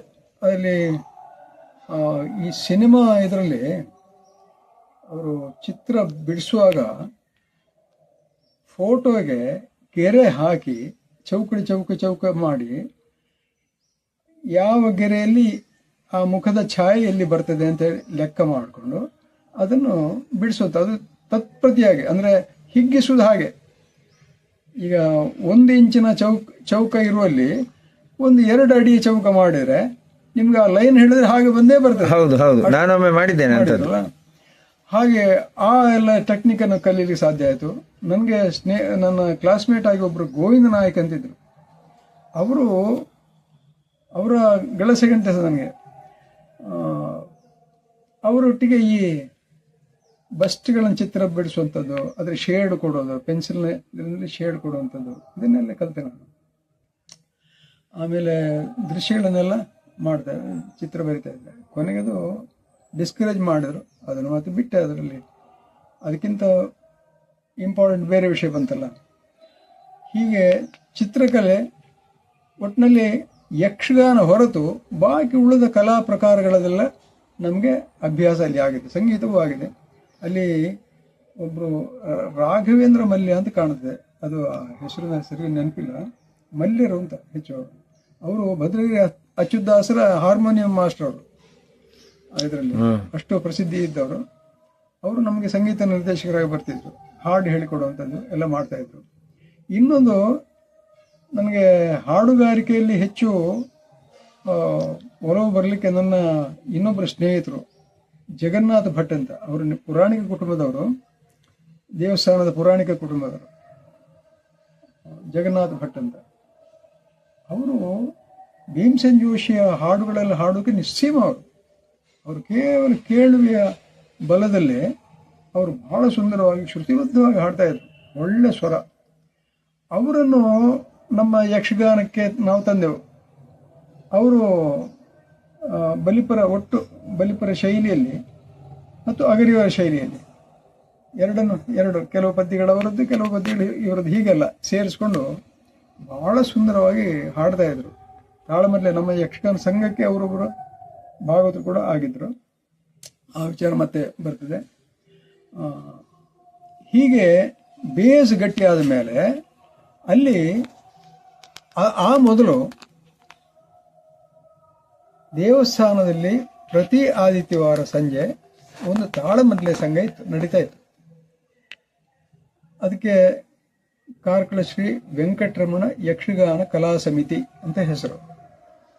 ಅದು ಪ್ರತಿ ಆದಿತ್ಯವಾರ ಬಿಡದೆ ಅಲ್ಲಿ ವ್ಯಾಪಾರಿ ವರ್ಗದವರು, ಬೇರೆ ಬೇರೆ ವೃತ್ತಿ ಉದ್ಯೋಗದವರು ಎಲ್ಲ ಬಂದು ಅರ್ಥಧಾರಿಗಳಾಗಿ ಈ ತಾಳಮದ್ದಲೆ ನಡೆಸ್ತಾ ಇದ್ರು. ತುಂಬ ಪುಸ್ತಕಗಳು, ತಾಳಮದ್ದಲೆ ಪ್ರಸಂಗಗಳು. ಒಂದು ಪ್ರಸಂಗ ತಗೊಂಡ್ರೆ ಈಗ ಅಲ್ಲಿ 4 ಗಂಟೆ ಅಂತ ಲೆಕ್ಕ, 5 ಗಂಟೆ ತಗೊಳ್ಳಿ, 5 ಗಂಟೆಯಿಂದ ಸುಮಾರು 8 ಗಂಟೆ ತನಕ ಆ ಪ್ರದರ್ಶನ ನಡೀತಿತ್ತು. ಒಂದು ಪ್ರಸಂಗ ತಗೊಂಡ್ರೆ ಅಷ್ಟು ಹೊತ್ತಿಗೆ ಎಷ್ಟು ಪ್ರಸಂಗ ಭಾಗ ಆಗ್ತದೋ ಅಲ್ಲಿ ನಿಲ್ಲಿಸೋದು, ಮುಂದಿನ ವಾರ ಆ ನಿಂತಲ್ಲಿಂದ ಅದನ್ನೇ ಮುಂದುವರಿಸುವಂಥದ್ದು. ಹೀಗೆಲ್ಲ ಇತ್ತು. ಇದರಲ್ಲಿ ಪ್ರೇಕ್ಷಕನಾಗಿ ಅಲ್ಲಲ್ಲೆಲ್ಲ ಅವರು ಕಾರ್ಯಕ್ರಮ ಕೊಡ್ತಾ ಇದ್ರು. ನಮ್ಮ ಶಾಲೆಯಲ್ಲೇ ಅವರೊಂದು ಯಾವಾಗ ನಾನು ಶಾಲೆಗೆ ಸೇರುವ ಮೊದಲು, ನಾನು ಬಿಡು ಇದ್ದ ಸಮಯದಲ್ಲಿ ನನ್ನ ಶಾಲೆಯಲ್ಲೇ ಇದ್ದ ಒಂದು ತಾಳಮದ್ದಲೆ ಒಂದನ್ನು ನಾನು ಹೊರಗೆ ನಿಂತುಕೊಂಡು ನಾನು ಕೇಳಿದ್ದಿತ್ತು. ಅದರಲ್ಲಿ ತುಂಬ ಆಸೆ ಇತ್ತು, ನನಗೆ ಅರ್ಥಧಾರಿ ಆಗಬೇಕು ಅಂತ ಬಹಳ ಆಸೆ ಇತ್ತು. ಅದೇ ಹೊತ್ತಿಗೆ ಅಂದರೆ ಸುಮಾರು 1962ರ ಘಟ್ಟಕ್ಕೆ ಬರ್ತೇನೆ. 62 ಅಂತ ಹೇಳಿದ್ರೆ ನಾನು ಬಹುಶಃ 8, 9 ಇರಬೇಕು ಕ್ಲಾಸು. ಆ ಹೊತ್ತಿಗೆ ನಮ್ಮ ವಾಮನ ಮಾಸ್ಟರು ಅವರು ಕೊಂಕಣಿಯಲ್ಲಿ ಅರ್ಥ ಹೇಳುವಂಥ ಸಂದರ್ಭ ಬಂತು. ಅಂದರೆ 3 ಮಠಾಧೀಶರು ಇವರದ್ದು, ಗೌಡ ಸಾರಸ್ವತರದ್ದು, ಒಂದು ಕವಳೆ ಮಠ, ಇನ್ನೊಂದು ಪರ್ತಗಾಳಿ ಜೀವೋತ್ಸವ ಮಠ, ಮತ್ತೊಂದು ಕಾಶಿ ಮಠ ಹೆಚ್ಚು ಪ್ರಸಿದ್ಧ ಅಲ್ಲಿ. ಈ 3 ಸ್ವಾಮಿಗಳು ಇರೋದವರಿಗೆ, ಆ 3 ಸ್ವಾಮಿಗಳನ್ನು ಚಾತುರ್ಮಾಸ್ಯದಲ್ಲಿ ಒಟ್ಟಿಗೆ ಒಂದು ಕಡೆಯಲ್ಲಿ ವ್ರತ ನಡೆಸಬೇಕು ಅಂತ ಅವರಿಗೆ ಆಸಕ್ತಿ ಆಯಿತು. ಆ ಹೊತ್ತಿನಲ್ಲಿ ಕವಳೆ ಮಠದವರಿಗೆ ಕನ್ನಡ ಬರೋದಿಲ್ಲ, ಅವರು ಕೇವಲ ಕೊಂಕಣಿ, ಮರಾಠಿ ಇತ್ಯಾದಿಗಳು ಬರೋರು. ಅವರಿಗೆ ಅರ್ಥ ಆಗುವುದಕ್ಕೋಸ್ಕರ ಕೊಂಕಣಿಯಲ್ಲಿ ತಾಳಮದ್ದಲೆ ಮಾಡಬೇಕು ಅಂತ ಆಯಿತು. ಆ ಸಂದರ್ಭದಲ್ಲಿ ಹೆಚ್ಚು ಅರ್ಥಧಾರಿಗಳು ಕೊಂಕಣಿ ಬಲ್ಲವರು ಅಲ್ಲಿ ಸಂಘದಲ್ಲಿ ಎಲ್ಲ ಭಾಷೆಯವರು ಇದ್ರು, ತುಳುವಿನವರು, ಕನ್ನಡವರು ಇದ್ರು. ಅಲ್ಲಿ ಅವರಿಗೆ ಎಲ್ಲರಿಗೂ ಕೊಂಕಣಿ ಬರೋದಿಲ್ಲ. ಕೊಂಕಣಿ ಬರ್ತದೆ, ಆದರೆ ಅದು ವ್ಯವಹಾರಕ್ಕೆ ಮಾತ್ರ ಹೊರತು ವೇದಿಕೆಯ ಭಾಷೆ ಅಲ್ಲ. ಹಾಗಾಗಿ ವಾಮನ ಮಾಸ್ಟರ್ನು ಅದಕ್ಕೆ ತಗೊಂಡ್ರು. ಅವರು ವಿದ್ವಾನಲ್ಲ, ಅವರಿಗೆ ಸಾಹಿತ್ಯತ್ವ ಇತ್ತು. ಅವರು ಆ ಕಾರ್ಯಕ್ರಮದಲ್ಲಿ ಅರ್ಥ ಮಾತಾಡಿದುಂಟಲ್ಲ, ಅದನ್ನು ಕೇಳಿ ಆ ಸಂಘದ ಅಧ್ಯಕ್ಷರು ಬೋಳ ರಾಘವೇಂದ್ರ ಕಾಮತ್ ಅಂತ, ಅವರು ನಿಮ್ಗೆ ಗೊತ್ತಿರ್ಬೋದು, ಕಾರ್ಕಳ ಜೋಡ್ರಸೆಯಲ್ಲಿ ಕ್ಯಾಶ್ಯೂ ಫ್ಯಾಕ್ಟ್ರಿ ಇದೆ ನೋಡಿ, ಅದರ ಯಜಮಾನರು, ಅದರ ಸ್ಥಾಪಕರು. ಅವರು ದೊಡ್ಡ ಅರ್ಥಧಾರಿ. ಅವರು ಆ ಫ್ಯಾಕ್ಟ್ರಿ ಶುರುವಾಗಬೇಕಾದ್ರೆ ಮೊದಲು ಅವರು ಬೇರೆ ಬೇರೆ ಕಡೆಗಳಲ್ಲಿ ಕರೆ ಪಡೀತಾ ಇದ್ದ ಅರ್ಥಧಾರಿ. ಅವರು ದೊಡ್ಡ ಹೆಸರಿದ್ದವರು. ಅವರೇ ಸಂಘದ ಅಧ್ಯಕ್ಷರು. ಆಮೇಲೆ ಇವರನ್ನು ಹೇಳ್ಕೊಂಡ್ರು, ನೀನು ಅರ್ಥ ಹೇಳು ಅಂತ ಹೇಳಿದ್ರು. ಅವರಲ್ಲಿ ಏಕವಚನದಲ್ಲಿ ಮಾತಾಡೋದು ಗೊತ್ತುಂಟಲ್ಲ, ಏಕವಚನ ಬಹುವಚನ ಒಂದೇ ಅವರಿಗೆ. ಅದು ಇಂಗ್ಲಿಷ್ ಇದ್ದಾಗ ಯು ಅಂತಂದ್ರೆ ಬಹುವಚನ ಹೌದು, ಏಕವಚನ ಹೌದಲ್ಲ. ಹೌದು. ಹಾಗೆ ಅವರನ್ನು ಕರ್ಕೊಂಡ್ರು. ಅವರು ಅರ್ಥ ಹೇಳಿದ್ದು ಕೇಳಿ ಇವ್ರಿಗೆ ಖುಷಿಯಾಗಿ, ನೀನು ಪ್ರತಿ ವಾರ ಬರಬೇಕು ನೀನು ಅಂತ ಹೇಳಿ ಒತ್ತಾಯ ಮಾಡಿಕೊಂಡು ಅವರನ್ನು ತಾಳಮದ್ದಲೆ ಅರ್ಥಗಾರಿಕೆಗೆ ತಗೊಂಡ್ರು. ಅಲ್ಲಿ ತರಬೇತಿ ಆಯಿತು. ಸುಮಾರು 1 ವರ್ಷ ಕಳೆದಿರ್ಬೋದು. ಆ ನಂತರ ನಾನು ಪ್ರತಿ ವಾರ ಅಲ್ಲಿ ಹೋಗಿ ಖಾಯಂ ಪ್ರೇಕ್ಷಕ. ಆಮೇಲೆ ನನ್ನನ್ನು ಅವರು ಹಾರ್ಮೋನಿಯಂ ಹಾಕೋದಕ್ಕೆ, ತಿಥಿ ಹಿಡಿಯೋದಕ್ಕೆಲ್ಲ ಸೇರಿಸ್ಕೊಳ್ತಿದ್ರು. ಅವರ ತಮ್ಮ, ವಾಮನ ಮಾಸ್ಟರ್ ತಮ್ಮ ಪಿ ವಿಠ್ಠಲ ಪ್ರಭು ಅಂತ, ಅವರು ಅಲ್ಲಿ ಭಾರತ್ ಬೀಡಿಯ ವರ್ಕ್ಸ್ ಇದೆಯಲ್ಲ, ಅದರಲ್ಲಿ ಚೆಕ್ ಮಾಡುವಂಥ ಒಂದು ಕೆಲಸದವರು. ಆ ಬೀಡಿ ಸರಿಯಾಗಿದೆ ಅಂತ ನೋಡುವಂಥದ್ದು. ಅವರು ಬೇರೆ ಬೇರೆ ಕಡೆ ಡಿಪೋಗಳಿದ್ದೆ ಅವರಿಗೆ, ಅಲ್ಲೆಲ್ಲ ಹೋಗಿ ಬರೋದೆಲ್ಲ ಇತ್ತು. ಅವರು ಯಕ್ಷಗಾನದ ಅತ್ಯಾಸಕ್ತ. ಅವ್ರಿಗೆ ಗೊತ್ತಿಲ್ಲದ ಕಲಾವಿದರೇ ಇಲ್ಲ. ಆಮೇಲೆ ಅವರು ಕರೆದರೆ ಬರದೇ ಇರುವಂಥ ಕಲಾವಿದರು ಇಲ್ಲ. ಅಂಥ ಒಂದು ಮುಗ್ಧ ಮನುಷ್ಯ. ಅವರು ಎಲ್ರಿಗೂ ಪ್ರೀತಿ. ದೊಡ್ಡ ಬಲಿಪುರ ನಾನು ಕರ್ಕೊಂಡು ಬರ್ತೇನೆ ಅಂತೇಳಿ ಹೋದವರು ಹೋಗಿ ಬರ್ತೇನೆ ಅಂತ ಒತ್ತಾಯ ಮಾಡಿಕೊಂಡು ಅವರು ಆಯಿತು ಅಂತ ಒಪ್ಪಿಕೊಂಡು ಬಂದರು. ಆದರೆ ಅದೇ ವರ್ಷ ಅವರು ತೀರಿ ಹೋಗ್ಬಿಟ್ರು. ಅದು ನನಗೆ ಆ ರೀತಿಯಿಂದಾಗಿ ದೊಡ್ಡ ಬಲಿಪರ ಹಾಡುಗಾರಿಕೆ ಕೇಳಲಿಕ್ಕೆ ಸಾಧ್ಯವೇ ಆಗಲಿಲ್ಲ. ಬಹಳ ದೊಡ್ಡ ನಷ್ಟ, ಜೀವನದ ಒಂದು ದೊಡ್ಡ ನಷ್ಟಗಳಲ್ಲಿ ಅದು ಒಂದು. ಈ ವಿಠ್ಠಲ ಪ್ರಭುಗಳ ಅವರು ಇಲ್ಲಿಯ ಪ್ರಧಾನ ಮದ್ಲೆಗಾರರು, ಅಂದರೆ ಮೊದಲೇ ಅಭ್ಯಾಸಿ ಅವರು. ಒಂದು ಹಂತದಲ್ಲಿ ಅಲ್ಲಿ ಮದ್ಲೆಗಾರರು ಕಡಿಮೆ ಆಯಿತು. ಅಲ್ಲಿ ಹಿಂದೆ ಉಳಿಯಪ್ಪ ಮಾಸ್ಟರ್ ಅಂತಿದ್ರು. ಅವರು ತೆಂಕು ತಿಟ್ಟು ಮತ್ತು ಬಡಗು ತಿಟ್ಟು ಅದೆರಡನ್ನೂ ಆ ಸಂಘದಲ್ಲಿ ಬಾರಿಸುವವರು. ಹಾಗಾಗಿ ಆ ಸಂಘದಲ್ಲಿ ತೆಂಕು ಮತ್ತು ಬಡಗುತಿಟ್ಟು ಸಮಾನವಾಗಿದ್ದು. ಮೊದಲೇ ತೆಂಕಿದ್ದಿತ್ತು, ಬಡಗಿದ್ದಿತ್ತು, ತಾಳ ಇತ್ತು, ಜಾಗಟೆ ಇತ್ತು, ಎರಡು ಕೂಡ ಇತ್ತು. ಹಾಗಾಗಿ ತೆಂಕಿನ ಭಾಗವತರು ಬಂದರೆ ತೆಂಕು ತಿಟ್ಟಿನಲ್ಲಿ ಪದ ಹೇಳುವಂಥದ್ದು, ಬಡಗಿನ ಭಾಗವತರು ಬಂದರೆ ಬಡಗು ತಿಟ್ಟಿನಲ್ಲಿ ಹೇಳುತ್ತಾರೆ. ಹೀಗೆ ಇದೆರಡನ್ನು ಸಮನಾಗಿ ನೋಡಲಿಕ್ಕೆ ನನಗೆ ಸಾಧ್ಯ ಆಯಿತು. ಈಗ ಮುಖ್ಯವಾಗಿ ನಮ್ಮ ಪ್ರಭಾಕರ ಜೋಶಿಯವರು, ಶ್ರೀಕರ್ ಭಟ್ರು, ಇವರೆಲ್ಲ ನಮ್ಮ ಒಟ್ಟಿಗೆ ಸಹಾಧ್ಯಾಯಿಗಳು ನಾವು. ಅವರು ಕೂಡ ನೋಡಿ, ಅವರಿಗೆ ಆ ಭೇದ ಇಲ್ಲ, ತೆಂಕು ಬಡಗು ಭೇದ ಇಲ್ಲ. ಅವರೆಲ್ಲವನ್ನು ಒಂದೇ ರೀತಿಯಲ್ಲಿ ನೋಡಿ ಅದರ ಗುಣಗಳನ್ನು ಆಸ್ವಾದನೆ ಮಾಡುವರು. ಆ ಗುಣ ಬಂದದ್ದು ನನಗೆ ಕಾರ್ಕಳಲ್ಲಿ ಇದ್ದದ್ರೆ ದೊಡ್ಡ ಕೊಡುಗೆ. ಇನ್ನು ಆ ಹೊತ್ತಿನಲ್ಲಿ ಅಂದರೆ ಅವರು ವಾಮನ ಮಾಸ್ಟ್ರು ಅರ್ಥಧಾರಿಯಾಗಿ ಬೆಳೆದ ದೊಡ್ಡ ಕೂಟಗಳಲ್ಲಿ ಅರ್ಥ ಹೇಳ್ತಾ ಇದ್ರು. ಶೇಣಿಯವರ ಎದುರಿನಲ್ಲಿ ಕೈಕಸಿ ಎಲ್ಲ ಮಾತಾಡಿದರು, ಅವರು ರಾವಣನಿಗೆ ಕೈಕಸಿ ಮಾತಾಡಿದರು. ಅಂಥ ಸ್ಟೇಚರ್ ಬಂದಿದೆ ಅವರಿಗೆ. ಅವರು ನನ್ನ ಹತ್ರ ಅರ್ಥ ಹೇಳ್ತೀರಾ ಅಂತ ಹೇಳಿದ್ರು. ಅವರು ಬಹುವಚನದಲ್ಲಿ ಹೇಳೋದು, ಆಯ್ತಾ. ನನ್ನ ಹತ್ರ ಏಕವಚನದಲ್ಲಿ ಮಾತಾಡ್ತಾರೆ. ನೀವು ಕಲಿಸಿಕೊಟ್ರೆ ಹೇಳ್ತೇನೆ ಅಂತ ಹೇಳಿದೆ. ಬಾ ಅಂತ ಹೇಳಿದ್ರು. ಅಲ್ಲಿಂದ ವಾರ ವಾರ ಒಂದೊಂದು ಅರ್ಥ ಕೊಡ್ತಿದ್ರು ನನಗೆ. ನಾನು ಅದಕ್ಕೋಸ್ಕರ ತಯಾರಾಗಿ ಹೋಗಬೇಕಾಗಿತ್ತು. ಅಲ್ಲಿ ಪುಸ್ತಕ ಹಿಡ್ಕೊಂಡು ಹೋಗೋದು, ಪದ್ಯಗಳನ್ನು ನೋಡೋದು, ನನ್ನ ಅರ್ಥ ಹೇಳೋದು. ಆಮೇಲೆ ಬಾಕಿ ಉಳಿದವರು ಹೇಗೆ ಹೇಳ್ತಾರೆ, ಯಾವ ಪಾತ್ರವನ್ನು ಹೇಗೆ ಹೇಳ್ತಾರೆ. ಇನ್ನೊಂದು ಅಲ್ಲಿ ಆ ಕಾಲದ ವಿಶೇಷತೆ ಏನಂದರೆ, ಸಂಘದಲ್ಲಿ ಕೂಡ ಹಾಗಿತ್ತು. ನಿಮಗೆ ಗೊತ್ತಿದೆ, ದೊಡ್ಡ ಸಾಮಗರು ಶೇಣಿಯವರ ಹೋರಾಟಗಳು ಬಹಳ ಜನಜನಿತ ಅಲ್ವಾ. ಅದಕ್ಕಿಂತ ಹಿಂದೆ ಕಿಲ್ಲೆಯವರು ಮತ್ತು ವೆಂಕಪ್ಪ ಶೆಟ್ಟರದ್ದು ಜಟಾಪಟಿಗಳು, ಇದೆಲ್ಲ ಬಹಳ ಪ್ರಸಿದ್ಧಿ. ಯಕ್ಷಗಾನದಲ್ಲಿ ಜಟಾಪಟಿ ಅಂತ ಹೇಳ್ಕೊಂಡು ಕೂಡ ಇತ್ತು. ಆದರೆ ಆ ಜಟಾಪಟಿಯಲ್ಲಿ ಪೂರನಿ ಕಳೆದ ಹಾಗೆ ಸಾಧ್ಯ, ತೆಗೆದು ಬಿಸಾಡುವಂಥದ್ದಲ್ಲ ಅದು. ವಾದೇ ವಾದೇ ಜಾಯತೆ ತತ್ವಬೋಧ. ಈ ಬೋಧೆಗೋಸ್ಕರವೇ ವಾದ ಆಗೋದು. ಅದು ಆ ನಿಯತ್ತು ಅವರಲ್ಲಿತ್ತು. ಅಲ್ಲಿ ಜಟಾಪಟಿ ಮಾಡಿದ್ರು ಕೂಡ ವೇದಿಕೆ ಇಳಿದ ಕೂಡಲೇ ಅವರ ಆತ್ಮೀಯ ಸ್ನೇಹಿತರು. ಈ ಅಂಶವನ್ನು ನಾವು ಗಮನಿಸಬೇಕು. ನಿಜವಾಗಿ ಕೋರ್ಟ್ನಲ್ಲಿ ವಕೀಲರು ಕೂಡ ಹಾಗೆ, ಅವರೆಲ್ಲ ಅಲ್ಲಿ ಶತ್ರುವಿನಾಗಿ ಖಡ್ಗ ಹಿಡಿದು ಹೊಡೆದಾಗ ವಾದ ಮಾಡ್ತಾರೆ. ಆದರೆ ಹೊರಗೆ ಬಂದ ಕೂಡಲೇ ಅವರೆಲ್ಲ ಒಂದೇ. ಹೀಗೆ ಅದು ತಾಳಮಲ್ಲ ಅರ್ಥಧಾರಿಗಳು ಹಾಗೆ ನಮ್ಮ ಕಾಲದಲ್ಲಿ. ಅದರಿಂದ ಏನಂದ್ರೆ, ಒಂದು ಕುತೂಹಲ, ಒಂದು ಆಶ್ಚರ್ಯ, ಆಮೇಲೆ ಆ ಸಾಧ್ಯತೆಗಳನ್ನು ಹೊರಗೆ ತೆಗೆಯುವಂಥದ್ದು.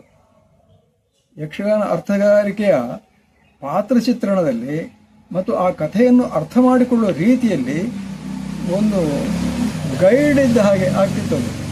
ಅದರ ನಾನಾತ್ವಗಳು, ರಾಮ ರಾವಣರ ನಡುವೆ ಇರುವಂಥ ಪ್ರಶ್ನೆಗಳು ಏನು, ಯಾರ ದೌರ್ಬಲ್ಯ ಹೇಗಿದೆ, ಯಾರ ಪ್ರಾಬಲ್ಯ ಹೇಗಿದೆ, ಇದು ಅವರ ಸಂವಾದದಲ್ಲಿ ಬಂದು ಹೋಗ್ತಿತ್ತು. ಆಮೇಲೆ ದೊಡ್ಡ ದೊಡ್ಡ ತಾಳಮದ್ದಲೆ ಆಗ್ತಿತ್ತು. ಮಳೆಗಾಲದಲ್ಲಿ, ಮುಖ್ಯವಾಗಿ ಮಳೆಗಾಲದಲ್ಲಿ ನಮಗೆ ಚಾತುರ್ಮಾಸ್ಯ ಅಂತ ದೇವಸ್ಥಾನದಲ್ಲೂ ಆಚರಣೆಯಲ್ಲಿದೆ ಮತ್ತು ಈ ಸ್ವಾಮಿಗಳು ಕೂಡ ಆಚರಣೆ ಮಾಡ್ತಾರೆ. ಆ 4 ತಿಂಗಳು ಅವರು ಎಲ್ಲಿ ಹೋಗಬಾರ್ದು. ಹಾಗೆ ದೇವಸ್ಥಾನದಲ್ಲಿ ದೇವರು ಕೆಳಗೆ ಹೊರಗೆ ಬರುವಂಥದ್ದಿಲ್ಲ. ಹಾಗಾಗಿ ಆ ಅವಧಿಯಲ್ಲಿ ಪುರಾಣ ವಾಚನ, ಹರಿಕತೆ ಮತ್ತು ಇಂಥ ಇಂಡೋರ್ ಯಾವುದು ಕಾರ್ಯಕ್ರಮಗಳಿದ್ದಾವೋ ಅವುಗಳನ್ನು ಮಾಡ್ತಾ ಇದ್ರು. ಸಂಗೀತ ಕಚೇರಿಗಳು ಇದನ್ನೆಲ್ಲ ಮಾಡ್ತಾ ಇದ್ರು. ಅದರ ಭಾಗವಾಗಿ ಆ ದೇವಸ್ಥಾನದಲ್ಲಿ ಈ ಯಕ್ಷಗಾನ ತಾಳಮದ್ದಲೆ ನಡೀತಾ ಇತ್ತು. ನಿಜವಾಗಿ ಆದರೆ ಆ ಸಂಘಕ್ಕೂ ದೇವಸ್ಥಾನಕ್ಕೂ ನೇರ ಸಂಬಂಧ ಇಲ್ಲ, ಹೆಸರನ್ನು ಇವರು ಇಟ್ಕೊಂಡಿದ್ದಾರೆ ಅಷ್ಟೇ. ಮತ್ತು ಅಲ್ಲಿ ಪ್ರದರ್ಶನ ನಡೆಯಲಿಕ್ಕೆ ಜಾಗ ಕೊಡ್ತಾ ಇದ್ರು ಮತ್ತು ಬೇರೆ ಏನು ಸಹಾಯ ಮಾಡ್ತಿರ್ಲಿಲ್ಲ. ಆದರೆ ಪಬ್ಲಿಕ್ ಸಪೋರ್ಟ್ ಇತ್ತು. ಒಳ್ಳೆಯ ಕಾರ್ಯಕ್ರಮ ನಡೀತೆ ಅಂತ ಹೇಳಿದ್ರೆ, ನಮ್ಮ ಒಂದಿದೆ ಏನಂದರೆ, ವ್ಯಾಪಾರಿ ವರ್ಗ ಇದೆಯಲ್ಲ ಪೇಟದ್ದು, ಅವರಲ್ಲಿ ಒಳ್ಳೆ ಕಾರ್ಯಕ್ರಮ ನಡೀತದೆ, ಅದು ಪ್ರಾಮಾಣಿಕವಾಗಿ ಖರ್ಚಾಗ್ತದೆ ಅಂತ ಹೇಳಿ ಆದರೆ ಅವರು ಬಿಡುಗೆಯಿಂದ ಕೊಡ್ತಾ ಇದ್ರು. ನಮ್ಮ ವಾಮನ ಮಾಸ್ಟ್ರು ಅದರಲ್ಲಿ ಕಾರ್ಯದರ್ಶಿ ಆದರು, ಆ ಸಂಘದ್ದು ಕಾರ್ಯದರ್ಶಿ ಆದಮೇಲೆ ಅವ್ರು ಕೇಳೋ ಅಗತ್ಯ ಇಲ್ಲ. ಮಾಸ್ಟ್ರ ಅಮ್ಗೆಲಾಸೆ ಬಟ್ಟೆ ಅಂತ ಹೇಳ್ಕೊಂಡು ಅವ್ರು ದುಡ್ಡು ಕೊಡ್ತಾ ಇದ್ರು, ಅವರಾಗೆ ಕೊಡೋದು. ಹಾಗಾಗಿ ನಿರಾಯಾಸವಾಗಿ ಆ ಕಾರ್ಯಕ್ರಮ ನಡೀತಾ ಇದ್ವು. ಮತ್ತು ನಾವು ಕೂಡ ಖರ್ಚು ದುಂದು ಮಾಡೋದು ಒಂದಕ್ಕೊಂದು ಹೇಳುವಂಥದ್ದೇನಿಲ್ಲ.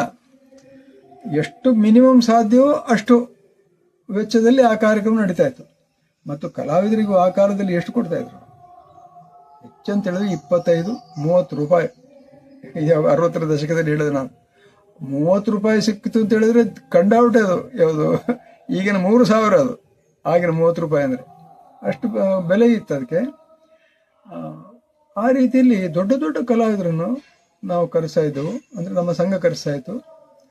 ನಾನು ಮಾಸ್ಟರ್ ಲೆಫ್ಟಿನೆಂಟ್ ಆಗಿರೋದ್ರಿಂದ ನನಗೆ ವಿಶೇಷವಾದಂತಹ ಅಲ್ಲಿ ಅವಕಾಶಗಳು ಸಿಕ್ಕಿದ್ರು. ಮುಖ್ಯವಾಗಿ ಈ ಕಲಾವಿದರನ್ನೆಲ್ಲ ಊಟಕ್ಕೆಲ್ಲ ಕರ್ಕೊಂಡು ಹೋಗಿ ಅವರಿಗೆ ಊಟ ಮಾಡಿಸೋದು, ಅವ್ರಿಗೆ ಬೇಕಾದನ್ನು ಕೊಡಿಸುವಂಥ ಇದೆಲ್ಲ ಜವಾಬ್ದಾರಿ ನನಗೆ ಕೊಡ್ತಾ ಇದ್ರು, ನೀನು ನೋಡು ಅಂತ. ಹಾಗೆ ದುಡ್ಡೇನು ವ್ಯವಹಾರ ಮಾಡಲಿಕ್ಕಿಲ್ಲ, ಅದರಲ್ಲಿ ಲೆಕ್ಕ ಇರ್ತದೆ ಆ ಹೋಟೆಲ್ಗಳಲ್ಲಿ. ಅವರು ಇವರು ಕೊಡ್ತಾ ಇದ್ರು ಅಂತ ನಾವು ಇವರನ್ನು ಚಂದ ಎಲ್ಲ ನೋಡುತ್ತೆ. ಇದರಿಂದ ಏನಾಯ್ತಂದ್ರೆ ಆ ಒಂದು 4-5 ವರ್ಷಗಳಲ್ಲೇ ಇಡೀ ಕರಾವಳಿಯ ದೊಡ್ಡ ಕಲಾವಿದರು ಯಾರಿದ್ದಾರೆ, ಶೇಣಿಯವರು ಇರ್ಬೋದು, ದೊಡ್ಡ ಸಾಮಗರು, ಸಣ್ಣ ಸಾಮಗರು, ತೆಕ್ಕಟೆ ಆನಂದ ಮಾಸ್ಟ್ರು, ಪೆರ್ಲಕೃಷ್ಣ ಭಟ್ರು, ದೇವರಾಜ ಸೀತಾರಾಮ ಭಟ್, ಇವರೆಲ್ಲರೂ ನಮಗೆ ಸ್ನೇಹಿತರ ಹಾಗೆ ಒಡನಾಟ ಆಯಿತು ಅವರದ್ದು. ಅವರಿಂದ ತುಂಬ ಕಲಿಯಲು ಸಾಧ್ಯ ಆಯಿತು. ಅವರು ಬಂದು ತಾಳಮಲ್ಲಿ ಮಾಡೋದು ಈಗಿನ ಹಾಗೆಲ್ಲ ಬರೋದು ರಪ್ಪ ಎತ್ಕೊಂಡು ಹೋಗೋದಲ್ಲ, ಮೊದಲೇ ಬರ್ತಾ ಇದ್ರು, ಕೂತ್ಕೊಂಡು ಮಾತಾಡೋದು. ಆ ಮಾತುಕತೆಯಲ್ಲೆಲ್ಲ ರಂಗ ಸಂಬಂಧಿಯಾದ ಅನೇಕ ಅಂಶಗಳು ನಮಗೆ ತನ್ನಷ್ಟಕ್ಕೆ ಸಿಗ್ತಾ ಇತ್ತು. ಅದು ಚಾರಿತ್ರಿಕವಾಗಿ ಬಹಳ ಮುಖ್ಯವಾದ್ದು. ಆ ಸಂಘದ ಕಾರ್ಯಕ್ರಮಗಳಲ್ಲಿ ನಾನು ಒಂದು ಹೇಳಿದ್ದು, ಆ ಸಂವಾದದಲ್ಲಿ ಒಂದು ಹೋರಾಟ ಪ್ರವೃತ್ತಿ ಇತ್ತು ಅಂತ ಹೇಳಿದಲ್ಲ, ಅದು ಬಹಳ ಮುಖ್ಯವಾದ ಅಂಶ. ನಮ್ಮ ಸಂಘದಲ್ಲಿ ಕೂಡ ಇತ್ತದು. ಈ ದೊಡ್ಡ ದೊಡ್ಡ ಅರ್ಥಧಾರಿಗಳಲ್ಲಿ ಏನೆಲ್ಲ ಜಟಾಪಟಿ ನಡೀತಾ ಇತ್ತು, ಅದೇ ರೀತಿಯ ಜಟಾಪಟಿಗಳು ನಮ್ಮ ಸಂಘದಲ್ಲಿ ಕೂಡ ನಡೀತಾ ಇದ್ವು. ಈ ಸಂದರ್ಭದಲ್ಲಿ ಪ್ರಭಾಕರ ಜೋಶಿಯವರು, ಶ್ರೀಕರ್ ಭಟ್ರು ನಮ್ಮ ಸಂಘಕ್ಕೆ ಬರ್ತಾ ಇದ್ರು. ಅಂದರೆ ಕಾರ್ಕಳದಲ್ಲಿ 2 ಸಂಘಗಳಿದ್ದವು ತಾಳಮದ್ದಲೆದು. ಒಂದು ವೆಂಕಟರಮಣ ದೇವಸ್ಥಾನದಲ್ಲಿ, ಇನ್ನೊಂದು ಅನಂತ ಶಯನದಲ್ಲಿ ಅಲ್ಲಿ ಹೆಚ್ಚಾಗಿ ಮಾಳದ ಕಲಾವಿದರೆಲ್ಲ ಆ ಕಡೆ ಹೆಚ್ಚಿದ್ರು. ನಮ್ಮಲ್ಲಿ ಕೂಡ ಬರ್ತಿದ್ರು ಅವರು. ಆದರೆ ಅಂತ ಅಫಿಲಿಯೇಷನ್ ಇಲ್ಲ, ಇಲ್ಲಿದ್ದವರು ಅಲ್ಲಿಗೆ ಹೋಗಬಾರ್ದು, ಅಲ್ಲಿದ್ದವರು ಇಲ್ಲಿ ಬರಬಾರ್ದು, ಹಾಗೇನಿಲ್ಲ. ಅಲ್ಲಿಯವರು ಇಲ್ಲಿ ಬರ್ತಾ ಇದ್ರು, ಇಲ್ಲಿಯವರು ಅಲ್ಲಿ ಹೋಗಿ ಅರ್ಥ ಹೇಳ್ತಾ ಇದ್ರು. ನಾನು ಕೂಡ ಹೇಳ್ತಾ ಇದ್ದೆ. ಅಲ್ಲಿ ಅನಂತ ಶಯನದಲ್ಲಿ ಪ್ರಭಾಕರ ಜೋಶಿಯವರು, ಶ್ರೀಕರ್ ಭಟ್ರು, ಆಮೇಲೆ ಶ್ರೀಧರ ಪಾಂಡಿ, ಆಮೇಲೆ ಆ ಪಾಂಡಿ ಕುಟುಂಬ ಸಾಣೂರಿನವರು, ಅವರು ಬಹಳ ದೊಡ್ಡ ಯಕ್ಷಗಾನದ, ಅವರ ಕುಟುಂಬ ಅಂದರೆ ಯಕ್ಷಗಾನ ಕೇಂದ್ರ ಅದು. ಆ ಅಣ್ಣ ತಮ್ಮಂದಿರು ಭೂಮಾಲಕರ ವರ್ಗ, ಅವರಿಗೆ ತುಂಬ ಭೂಮಿ ಎಲ್ಲ ಇತ್ತು. ಜಮೀನ್ದಾರ ಎಲ್ಲ ಅಣ್ಣ ತಮ್ಮಂದಿರು ಪೂರಾ ಕಲಾವಿದರು. ಅವರು ಕಿರೀಟದ ವೇಷ, ಹಾಸ್ಯ ಪಾತ್ರ ಎಲ್ಲ ಇತ್ತು, ಹಾಡುವುದು, ಆಮೇಲೆ ಚಂಡೆಮದ್ಲೆ ಬಾರಿಸೋದು ಎಲ್ಲ ಇತ್ತು ಅವರಲ್ಲಿ. ಅವರು ಅಲ್ಲಿ ಆ ಸಂಘದ ಸದಸ್ಯರಾಗಿ ಹೋಗೋದಿತ್ತು. ನಮ್ಮಲ್ಲಿಗೆ ಅವರು ಬರೋದಿತ್ತು. ಆಮೇಲೆ ಕೆಲವು ಹೆಸರುಗಳನ್ನು ನಾನು ಹೇಳೋದು ಬಹುಶಃ ಚರಿತ್ರೆ ದೃಷ್ಟಿಯಲ್ಲೂ ಬಹಳ ಮುಖ್ಯ ಆಗ್ತದೆ. ಆ ಸಂಘದಲ್ಲಿ ಯಾರೆಲ್ಲ ಇದ್ರು ಅಂತ, ಮುಖ್ಯವಾಗಿ ಬೋಳ ರಾಘವೇಂದ್ರ ಕಾಮತ್ ಹೇಳಿದಲ್ಲ, ಮಾಳ ಮಾಧವ ಶೆಣಿ ಅಂತಿದ್ರು. ಅವರು ಅಡಿಕೆ ವ್ಯಾಪಾರಿ. ಅಡಿಕೆ ಅಂದರೆ ಮನೆ ಹೋಗಿ ಅಲ್ಲಿಂದ ಅಡಿಕೆ ಸಂಗ್ರಹಿಸಿ ತರುವಂಥವ್ರು. ಆಮೇಲೆ ಶ್ರೀನಿವಾಸ್ ಪೈ ಅಂತ, ಅವರು ಡಾಕ್ಯುಮೆಂಟ್ರಿ ರೈಟರು. ಆಮೇಲೆ ಕೆ ರಘುವೀರ, ಇವರು ಆ ಹಳೆ ಕಾಲದ ಬಹಳ ದೊಡ್ಡ ಅಭಿಮಾನಿ. ಎಲ್ಲಿವರೆಗೆ ಅಂದರೆ ಈ ಶೇಣಿಯವರು ಸಾಮಗರ ಈ ತಾಳಮದ್ಲೆ ಉಂಟಲ್ಲ, ಅದು ಅವರಿಗೆ ಲೆಕ್ಕಕ್ಕೆ ಅಲ್ಲ. ಇದೆಲ್ಲ ಎಂತ ತಾಳಮದ್ಲೆ, ಅದು ಕೇಳಬೇಕು ನೀವು. ವೆಂಕಪ್ಪ ಶೆಟ್ಟರು ಮತ್ತು ಕಿಲ್ಲೆ ಅವರದ್ದು ಜಗಳ ನೋಡ್ಬೇಕು ನೀವು, ಹೀಗೆಲ್ಲ ಹೇಳ್ತಾ ಇದ್ರು. ಆದರೆ ಇಲ್ಲಿ ಒಂದು ಅಂಶ ನಾನು ಸ್ಪಷ್ಟಪಡಿಸ್ಬೇಕು. ಜಗಳ ಅಂತ ನಾನು ಹೇಳಿದ್ರೆ, ಯಕ್ಷಗಾನ ಅಂದರೆ ಜಗಳ ಅಂತೇಳಿ ಅಲ್ವಾ, ಅದರಲ್ಲಿ ಬರುವ ಸಾಹಿತ್ಯದ ಮೌಲ್ಯ ಮತ್ತು ರಂಗಾಭಿನಯದ ಮೌಲ್ಯ ಉಂಟಲ್ಲ, ಅದು ಅಷ್ಟೇ ಇತ್ತು ಅದರಲ್ಲಿ. ಆಟದಲ್ಲಿ ಹೇಗೆ ಪಾತ್ರಧಾರಿಗಳು ಅವಸ್ಥಾನುಕೃತಿ ಮಾಡ್ತಾ ಇದ್ರು, ಅದೇ ರೀತಿಯಲ್ಲಿ ತಾಳಮದ್ದಲೆಯಲ್ಲಿ ಮಾಡ್ತಾ ಇದ್ರು. ತಾಳಮದ್ದಲೆಯಲ್ಲಿ ಕೂಡ ಕೂತಲ್ಲಿ ಕಣ್ಣೀರು ಹಾಕುವಂತ ಸಂದರ್ಭ ತರ್ತಾ ಇದ್ರು ಅವರು. ಬರೀ ಜಗಳ ಅಲ್ಲ ಅದು. ಹಾಗಾಗಿ ಇದೊಂದು ಎಕ್ಸ್ಟ್ರಾ ಫಿಟ್ಟಿಂಗ್ ಅಥವಾ ಅಂತೇಳಿ ವಿಶೇಷ ಆಕರ್ಷಣೆ ಕೆಲವು ಅಂಶಗಳಷ್ಟೇ. ಅದು ಜನಸಾಮಾನ್ಯರಿಗೆ ಆಗುವಾಗ ಅಂಥದ್ದೇ ಹೆಚ್ಚು ಗಮನಕ್ಕೆ ಬರೋದು. ಈಗ ಇವತ್ತು ಹಾಗೆಲ್ವಾ, ಹೆಚ್ಚು ಕುಣಿದ್ರೆ ಅದು ಭಾರಿ ಚಂದ ಆಯ್ತು, ಕೂಡಲೇ ಸೀಟಿ ಹಾಕೋದು, ಚಪ್ಪಾಳೆ ಹೊಡೆಯಲ್ಲ, ದಿಂಗಣಿ ಎಷ್ಟು ಹಾಕಿದ್ದಾನೆ ಅದ್ರ ಮೇಲೆ ಅವರ ಖ್ಯಾತಿ. ಆದರೆ ಅದಲ್ಲ, ಅದು ಯಕ್ಷಗಾನ ವಿಶೇಷತೆ ಅಲ್ಲ. ಅದು ಅವಸ್ಥಾನಕೃತಿಯ ಮೂಲಕವಾಗಿ ಅಭಿನಯ ಮಾಡುವಂಥದ್ದು, ಇದೆಲ್ಲ ಬಹಳ ಮುಖ್ಯವಾದ ಅಂಶಗಳು. ಆದರೆ ಅದನ್ನು ಕೂಡ ನಮ್ಮ ಸಂಘದ ತಾಳಮೆಯಲ್ಲಿ ಕಾಣಬಹುದಾಗಿತ್ತು. ಮುಖ್ಯವಾಗಿ ಈ ರಘುವೀರ ಅವರೆಲ್ಲ ಅವರೇ ಆಗಿ ಮಾತಾಡ್ತಾ ಇದ್ರು. ರಾಮ ಅಂದರೆ ರಾಮನ ಪಾತ್ರ ವಹಿಸಿದ್ರೆ ಆ ಇಡೀ ಪಾತ್ರ ಮುಗಿಯೋದ್ರೊಳಗೆ ರಾಮನೇ ಆಗಿಬಿಡ್ತಿದ್ರು ಅವರು. ಆ ರೀತಿ ಅಂದರೆ ಆ ರಾಮನ ಎಲ್ಲ ಏನು ಕ್ಯಾರೆಕ್ಟರ್ಸ್ ಅಂದರೆ ಆ ಗುಣ ವಿಶೇಷಗಳೇನಿದ್ದಾವೆ ಅವುಗಳನ್ನೆಲ್ಲ ಅವರು ಅಲ್ಲಿ ಬಿಂಬಿಸ್ತಾ ಇದ್ರು. ಆ ಪದ್ಯಗಳು ಇದ್ದಾವಲ್ಲ, ಹೆಚ್ಚು ಪ್ರಯತ್ನ ಮಾಡುವುದೇ ಇಲ್ಲ, ಅವಶ್ಯಕತೆ ಇಲ್ಲ. ಏನು ಈಗ ಲೇಸನಾಡಿದೆವ್ವ ಈ ಸ್ವಲ್ಪ ಕೆಲಸಕ್ಕೆ ಈ ಸುಚಿಂತೆಗಳಿಗೆ ಹೇ ಸುಗುಣಾಢ್ಯೆ. ರಾಮ ಹೇಳೋ ಪದ್ಯ ಯಾರಿಗೆ? ಕೈಕೇಯಿಗೆ. ಹೇ ಸುಗುಣಾಢ್ಯೆ, ಇಷ್ಟು ನಾನು 14 ವರ್ಷ ಕಾಡಿ ಹೋಗ ಅಷ್ಟೇ ಅಲ್ವಾ, ಇಷ್ಟು ಸಣ್ಣ ವಿಷಯಕ್ಕೆ ಇಷ್ಟೆಲ್ಲ ದುಃಖ ಎಂತದಕ್ಕೆ, ಇಷ್ಟೆಲ್ಲ ರಾಧ ಎಂತದಕ್ಕೆ, ನಾನು ಆಗಲೇ ಸಿದ್ಧನಿದ್ದೇನೆ ಅದಕ್ಕೆ ಅಂತ ಹೇಳುವಂಥ ಆ ಪದ್ಯಗಳುಂಟಲ್ಲ, ಆ ಪದ್ಯವನ್ನು ಇಷ್ಟೇ ಪದ್ಯ ನೀವು ಭಾವಪೂರ್ಣವಾಗಿ ಹೇಳಿದ್ರೆ ಅದೇ ಅಭಿನಯ. ನೀವು ಹೆಚ್ಚು ಪ್ರಯತ್ನವೇ ಮಾಡುವ ಅಗತ್ಯ ಇಲ್ಲ. ಯಕ್ಷಗಾನದ ಸಾಹಿತ್ಯದ ವಿಶೇಷತೆ ಏನಂದ್ರೆ ರಸವನ್ನು ಇಷ್ಟು ಪರಿಣಾಮಕಾರಿಯಾಗಿ ಅಭಿವ್ಯಕ್ತಿಪಡಿಸಿದ ಯಾವ ಕಾವ್ಯವೂ ಕನ್ನಡದಲ್ಲಿ ಇಲ್ಲ ಬೇರೆ ಅಂತ ನನ್ನ ಅಭಿಪ್ರಾಯ. ಕರೆಕ್ಟ್. ಆದರೆ ದುರ್ದೈವವೇನೆಂದರೆ ಇವತ್ತಿನವರೆಗೆ ಕನ್ನಡದ ಸಾಹಿತ್ಯದ ಸಮ್ಮೇಳನ ಇರ್ಬೋದು ಅಥವಾ ವಿಚಾರಗೋಷ್ಠಿ ಇರ್ಬೋದು, ಇದೆಲ್ಲದರಲ್ಲೂ ಕೂಡ ಪಂಪನನ್ನು ಎತ್ತಿ ಹೇಳ್ತಾರೆ, ರನ್ನನನ್ನು ಎತ್ತಿ ಹೇಳ್ತಾರೆ. ಆದರೆ ಅದಕ್ಕೆ ಏನೂ ಕಡಿಮೆ ಇಲ್ಲದ, ನೀವು ಅದನ್ನು ನೋಡಿದ್ರೆ ನಿಮಗೆ ಅದು ಅರ್ಥ ಆಗ್ತದೆ ನನ್ನ ಮಾತಿನ ಅರ್ಥ. ಕಡಿಮೆ ಇಲ್ಲದ ಆ ಸಾಹಿತ್ಯವನ್ನು ಮಾತ್ರ ಕುರಿತಾಗಿ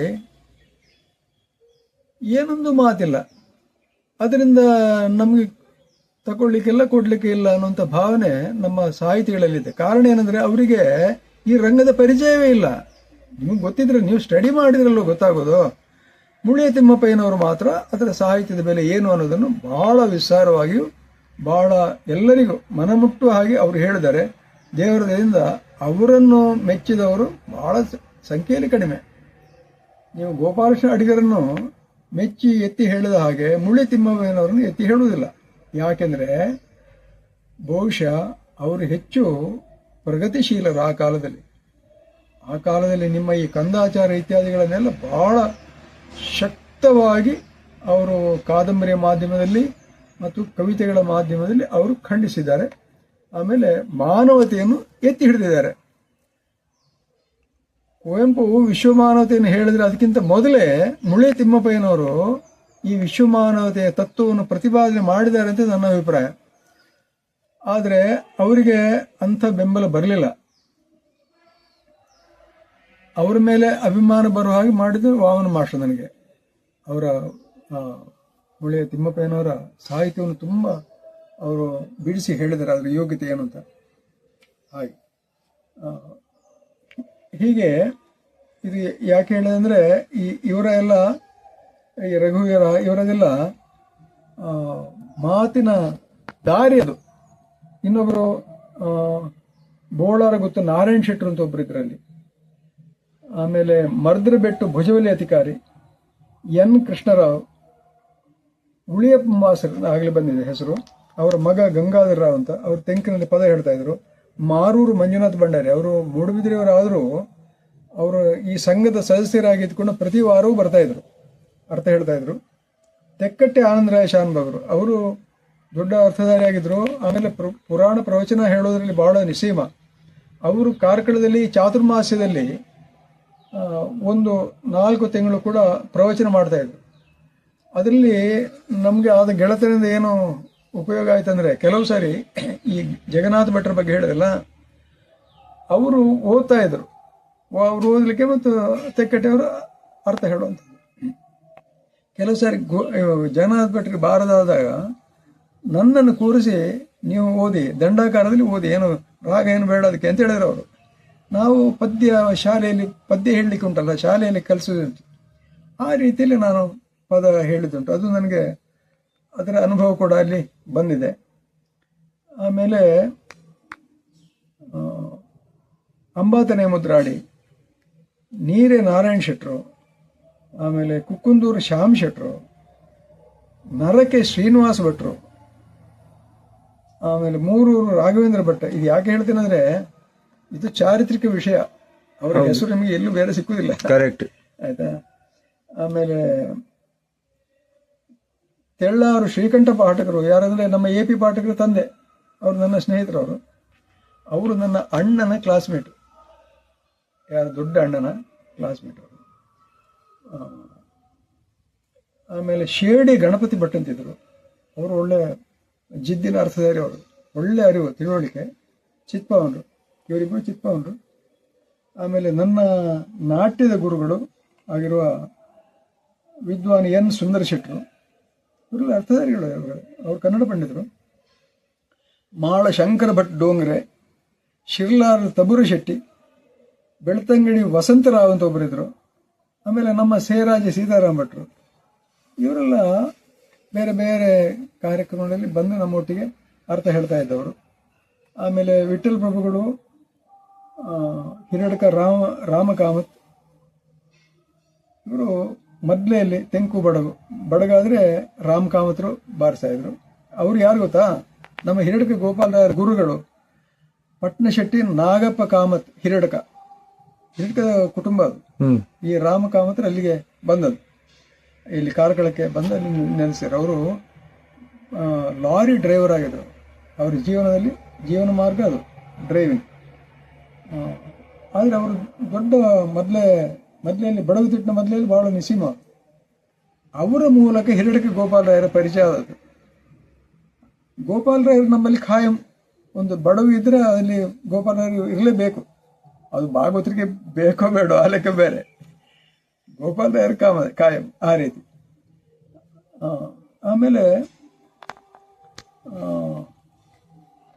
ಎಣ್ಣೆ ಹೊಳೆ ಅಶ್ವತ್ಥ ನಾರಾಯಣ ಭಟ್ ಅಂತ ಒಬ್ಬರಿದ್ರು. ಅವರು ಬಡಗೀಗ ಹೆಸರು ಕೇಳೋದಿಲ್ಲ ಅವರದ್ದು. ಅಂಡಾರು ವಾಸುದೇವ ಪೈ ಅಂತ ಒಬ್ಬರಿದ್ರು ಭಾಗವತರು. ಆಮೇಲೆ ಮೂಡಬುದ್ರೆ ಪುಣ್ಯಕ್ಷಣೆ, ಅವರು ತೆಂಕುತಿಟ್ಟು. ಬಲಿಪ ಭಾಗವತರ ಮೇಳಕ್ಕೆ ಬೀಡು ಭಾಗವತರಾಗಿ ಹೋಗ್ತಾ ಇದ್ದವರು ಇವರು, ಪುಣ್ಯಕ್ಷಣೆ ಅವರು. ಅವರು ಸ್ವಲ್ಪ ಸಂಗೀತ ರೀತಿಯಲ್ಲಿ ಆದರೂ ಕೂಡ, ಸಂಗೀತ ರೀತಿ ಅಂದರೆ ಭಜನೆಯ ಮೂಲಕ ಅವರು ಸಂಗೀತಕ್ಕೆ ಪ್ರವೇಶ ಆಗಿದ್ದಾರೆ. ಆಗಿದ್ರು ಒಳ್ಳೆ ಭಾಗವತರಾಗಿದ್ದರು, ಭಾವಪೂರ್ಣವಾಗಿ ಹಾಡ್ತಾ ಇದ್ರು. ಹೀಗೆ ನಮ್ಮ ಸಂಘದ ಕಲಾವಿದರು. ಈ ಅನಂತ ಶಯನದಲ್ಲಿ ಶ್ರೀಕರ ಭಟ್ರು ಮತ್ತು ಜೋಶಿ ಅವರ ಬಗ್ಗೆ ಹೇಳಿದ್ದೇನೆ. ಅಲ್ಲಿ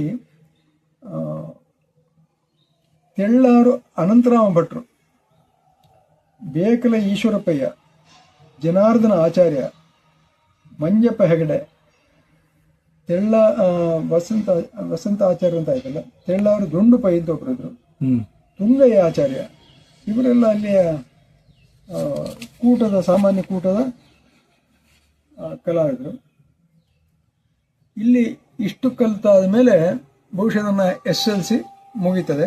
ಅಲ್ಲಿಗೆ SSLC ಆಗಬೇಕಾಗಿದ್ರೆ ನಾನು ಬೇರೆ ಕಡೆಯಲ್ಲಿ ಸ್ವತಂತ್ರವಾಗಿ ಹೋಗಿ ಅರ್ಥ ಹೇಳುವಷ್ಟು ಅರ್ಥಧಾರಿ ಆಗ್ತೇನೆ ನಾನು, ಅಂದ್ರೆ ಕರೆ ಪಡೀತೇನೆ ಅಂತ ಅರ್ಥ. ಗೊತ್ತಾಯ್ತು. ಹೌದು. ಅಲ್ಲಿ ಬೆಳ್ತಂಗಡಿಯಲ್ಲಿ ಹೋಗಿ ಅರ್ಥ ಹೇಳಿದ್ದುಂಟು ನಾನು.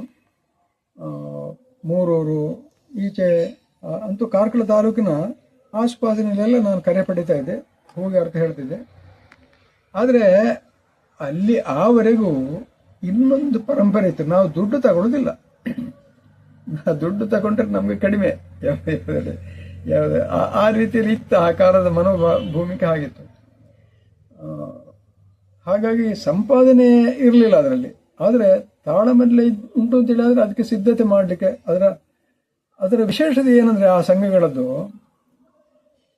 ಸಂಘಕ್ಕೆ ಹೋಗುವವರೆಗೆ ಅಥವಾ ಕಾರ್ಯಕ್ರಮಕ್ಕೆ ಹೋಗುವವರೆಗೆ ಪಾತ್ರ ಯಾವುದಂತೂ ಗೊತ್ತಿಲ್ಲ. ಅವರು ಹೇಳೋದಿಲ್ಲ, ಇವರು ಕೇಳೋದಿಲ್ಲ. ಅಲ್ಲಿ ಹೋದ ಮೇಲೆ ನಿಮಗೆ ಇಂಥ ಪಾತ್ರ ಅಂತ ಹೇಳಿದ್ರೆ ಅದು ಅಲ್ಲ ಇದನ್ನು ನೀವು ಹೇಳಬೇಕು ಅಂತೇಳಿ ಒತ್ತಾಯಿಸಿ ಬದಲಾವಣೆ ಮಾಡೋದು ಇತ್ತು. ಅದನ್ನು ಅವರು ಒಪ್ಕೊಳ್ತಾ ಇದ್ರು, ಚಾಲೆಂಜ್ ಆಗಿ ಒಪ್ಕೊಳ್ತಾ ಇದ್ರು. ಆ ರೀತಿಯ ಒಂದು ತರಬೇತಿ ಆಗುವುದಕ್ಕೆ ನಮಗೆ ಈ ಸಂಘದ ತಾಳಮದ್ದಲೆ ಸಹಾಯಕ ಆಯಿತು. ಇನ್ನೊಂದು ಅಂಶ ಏನಂದರೆ, ಆ ಪ್ರಸಂಗ ಇಡೀ ಮುಗಿಯುವಾಗ ಯಾವ ಪಾತ್ರಧಾರಿ ಹೇಗೆ ಹೇಳಿದ್ದಾರೆ, ಯಾವ ಪಾತ್ರದ ನಡೆ ಹೇಗೆ, ಇದೆಲ್ಲ ನಮ್ಗೆ ಗೊತ್ತಾಗ್ತಾ ಇತ್ತು. ಇಡೀ ಪ್ರಸಂಗದ ಅನುಭವ ಬರ್ತಾ ಇತ್ತು.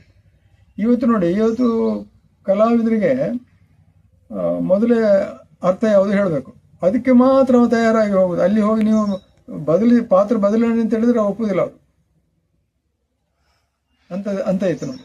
ಅಂದರೆ ಸಂಘದ ತಾಳಮದ್ದಲೆಯಲ್ಲಿ ತಯಾರಾದವರು ಇದ್ದಾರಲ್ಲ, ಅವರು ಕಂಪ್ಲೀಟ್ ಕಲಾವಿದರು, ಅವರು ಟೋಟಲ್ ಥಿಯೇಟರ್ದ ಟೋಟಲ್ ಆರ್ಟಿಸ್ಟ್ಗಳು.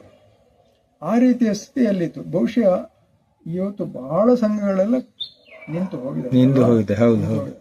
ಹಾಗಾಗಿ ಅದೊಂದು ನಷ್ಟವಾಯಿತು. ಇಷ್ಟಕ್ಕೆ ಆಗುವಾಗ ನಾನು SLC ಮುಗಿಸ್ತೇನೆ.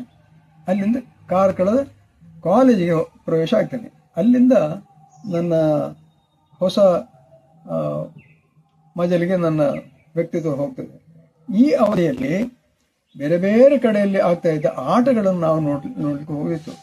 ನಮ್ಮ ತಿಮ್ಮರಸ ಪುರಾಣಿಕರಂತ ನಾನು ಹೇಳಿದಲ್ಲ, ಅವರು ನಮ್ಮ ಸಂಘದ ಅಭಿಮಾನಿಗಳೇ. ಅವರು ಮತ್ತು ವಿಠ್ಠಲ ಪ್ರಭುಗಳ ಒಟ್ಟಿಗೆ ನಾನು ಬೇರೆ ಬೇರೆ ಕಡೆ ತುಂಬ ದೂರ, ಅವರು ಸೈಕಲ್ ಮೆಟ್ಟಿ ಹೋಗೋದು, ನಾನು ಡಬಲ್ ರೈಡ್ ಮಾಡ್ಕೊಂಡು ನನಗೆ ಕರ್ಕೊಂಡು ಹೋಗ್ತಾ ಇದ್ರು. ಅಲ್ಲೆಲ್ಲ ಆಟಗಳನ್ನು ನೋಡ್ತಾ ಇದ್ದೆ. ಆ ಕಾಲಘಟ್ಟದಲ್ಲಿ ಆಟ ಹೇಗೆ ನಡೀತಾ ಇತ್ತು ಅನ್ನೋದನ್ನು ನೋಡಿ ಅರ್ಥ ಮಾಡಿ ಸಾಧ್ಯ ಆಯಿತು.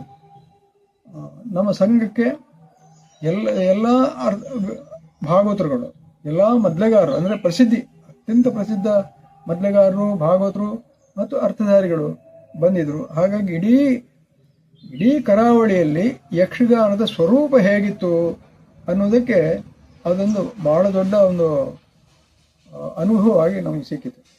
ಮುಖ್ಯವಾಗಿ ಶೈಲಿಗಳು ಆಗ ನನ್ನ ಕಣ್ಣೆದುರಲ್ಲೇ ಎರಡು ಶೈಲಿಯಾಗಿ ಅರ್ಥಗಾರಿಕೆ ಹೊರಟಿದ್ದು.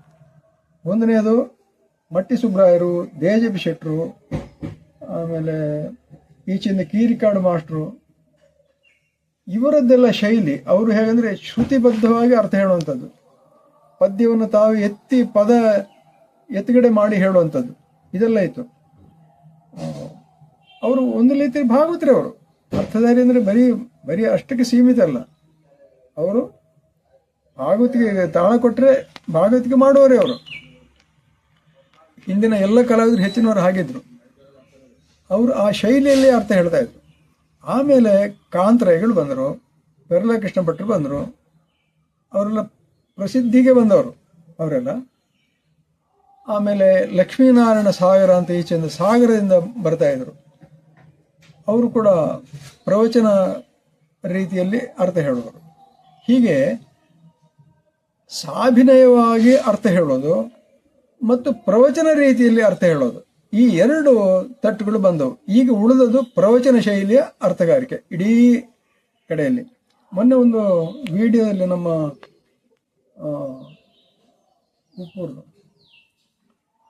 ದಿನೇಶ್ ಉಪ್ಪೂರ್ ಒಂದು ವಿಡಿಯೋ ಹಾಕಿದ್ರು. ಹಳೆಯ ಏನಾದರೂ 60ನೇ ದಶಕದ ತಾಳಮದ್ಲೆ ಇರಬೇಕು. ಹಿರಿಯರು ಇಬ್ಬರು ವಯಸ್ಸಾದವರು, ಮಾನಿನಿ ಮಣಿ ಬಾರೆಯಿಂದ ಪದ್ಯ ಹೇಳೋದು. ಅಲ್ಲಿ ಕ್ರಮ ಹೇಗೆಂದರೆ, ಕೂತ್ಕೊಂಡು ಪದ ನಡೆಯುವಾಗ ಶಬ್ದಾಭಿನಯವನ್ನು ಕೈಗಳಿಂದ ಹಸ್ತದಿಂದ ತೋರಿಸ್ತಾ ಇದ್ರು. ಆಮೇಲೆ ಅದರ ಮುಂದರಿಕೆಯಾಗಿ ಪದ ಎತ್ತುಗಡೆ ಮಾಡೋದು, ಆಮೇಲೆ ಅಭಿನಯ ಮಾಡಿಕೊಂಡು ಅರ್ಥವನ್ನು ಶ್ರುತಿಯಲ್ಲೇ ಅರ್ಥದಲ್ಲಿ ಮುಂದುವರಿಸುವಂಥದ್ದು. ಅಂಥ ಪದ್ಧತಿ ನಮ್ಮಲ್ಲಿ ಇತ್ತು. ಅದನ್ನು ಸಂಪೂರ್ಣ ನಿಲ್ಲಿಸಿದರು.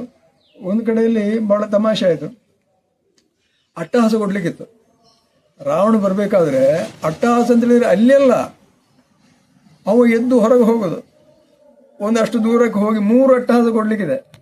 3 ಅಟ್ಟಹಾಸ ಕೊಟ್ಟು 4ನೇ ಇದರಲ್ಲಿ ಆ ವೇದಿಕೆ ಬಂದು ಕೂತ್ಕೊಳ್ಳೋದು. ಇನ್ನೊಂದು ಏನಂತಂದ್ರೆ, ದೊಡ್ಡ ಸಭೆ ಇದ್ರೆ ಅರ್ಥಧಾರಿ ಅಲ್ಲಿ ಕೂತಿದ್ರೆ ಅವನು ಅಲ್ಲಿಂದಲೇ ಅರ್ಥ ಹೇಳೋದು. ಈ ಪದ್ಧತಿ ಇತ್ತು. ಅಲ್ಲಂದ್ರೆ ಸ್ವಲ್ಪ ಈ ವರ್ಣದ ಪ್ರಶ್ನೆ ಎಲ್ಲ ಉಂಟು ಅದರಲ್ಲಿ.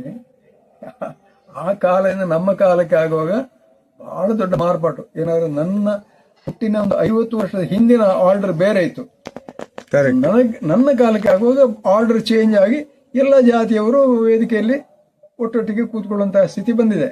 ಆ ದೃಷ್ಟಿಯಲ್ಲಿ ನಾನು ಹೇಳ್ತಾ ನನ್ನ ಸಭೆಯಲ್ಲಿ ನಿಮಗೆ ಹೇಳುವಾಗ ಗೊತ್ತಿರ್ಬೋದು, ಸಮಾನತೆ ಬಗ್ಗೆ ಹೇಳ್ತಾ ಇರೋ ನನ್ನ ಮನಸ್ಸಲ್ಲಿ ಇರುವುದೆಲ್ಲ ಇದು.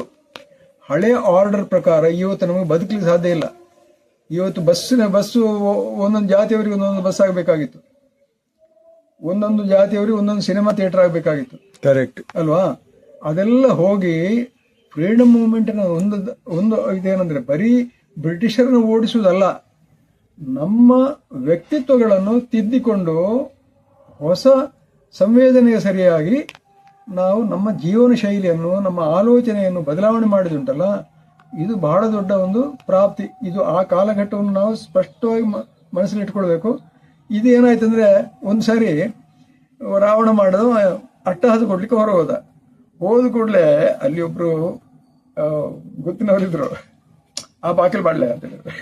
ಯಾವುದು ಸುತ್ತಮುತ್ತಲ ಮನೆ ಅದು. ಅಲ್ಲಿ ಒಂದು ಪ್ರವೇಶ ದ್ವಾರ ಉಂಟಲ್ಲ, ಅದಕ್ಕೊಂದು ಸಣ್ಣ ಒಂದು ಮಾಡಿ ಇದ್ಕೊಂಡು ಅಲ್ಲಿ ಕೂತ್ಕೊಳ್ಳಿಕ್ಕೆ ಜಾಗ ಇದೆ. ಅವ್ರು ಅದ್ರ ಹೊರಗೆ ಹೋಗಿ ಅಲ್ಲಿಂದ ಅಟ್ಟಹಾಸ ಕೊಟ್ರು.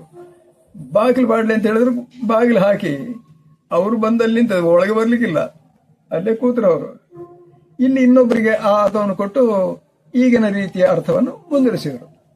ಇದು ಒಂದು ದೃಷ್ಟಿಯಲ್ಲಿ ಕ್ರೂರ ವಿಷಯ. ಅದು ಅಂದ್ರೆ ಪರಿವರ್ತನೆ ಹೇಗೆ ಆಗ್ತದೆ ಅನ್ನೋದಕ್ಕೆ ಒಂದು ಉದಾಹರಣೆ ಕೊಟ್ಟು. ಇದು ಬಹಳ ಹಿಂದೆ ಅಲ್ಲ, ನಮ್ಮ ಒಟ್ಟಿಗೆ ಅರ್ಥ ಹೇಳದ ಒಬ್ರು ಜಮೀನ್ದಾರರೇ ಮಾಡಿದ್ದನ್ನು ನಾನು ಹೇಳಿದ್ದು. ಹೆಸರು ಬೇಡ.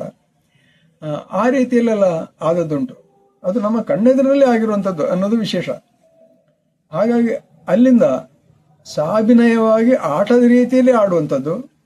ಈಗ ಸಮುದ್ರ ಮಥನ ರೀತಿಯಲ್ಲಿ ಇರುವಾಗ ಹಂಡೆ ಉಂಟಲ್ಲ, ಬಿಸಿನೀರು ಹಂಡೆ, ಅದನ್ನು ತಂದು ಇಟ್ಟುಕೊಂಡು ಅದಕ್ಕೆ ದೊಡ್ಡ ಸೀರೆಯನ್ನೆಲ್ಲ ಸುತ್ತಿ ಎಳೆದು ತಾಳಮದ್ದಲೆ ಮಾಡಿದ್ದಂತೆ.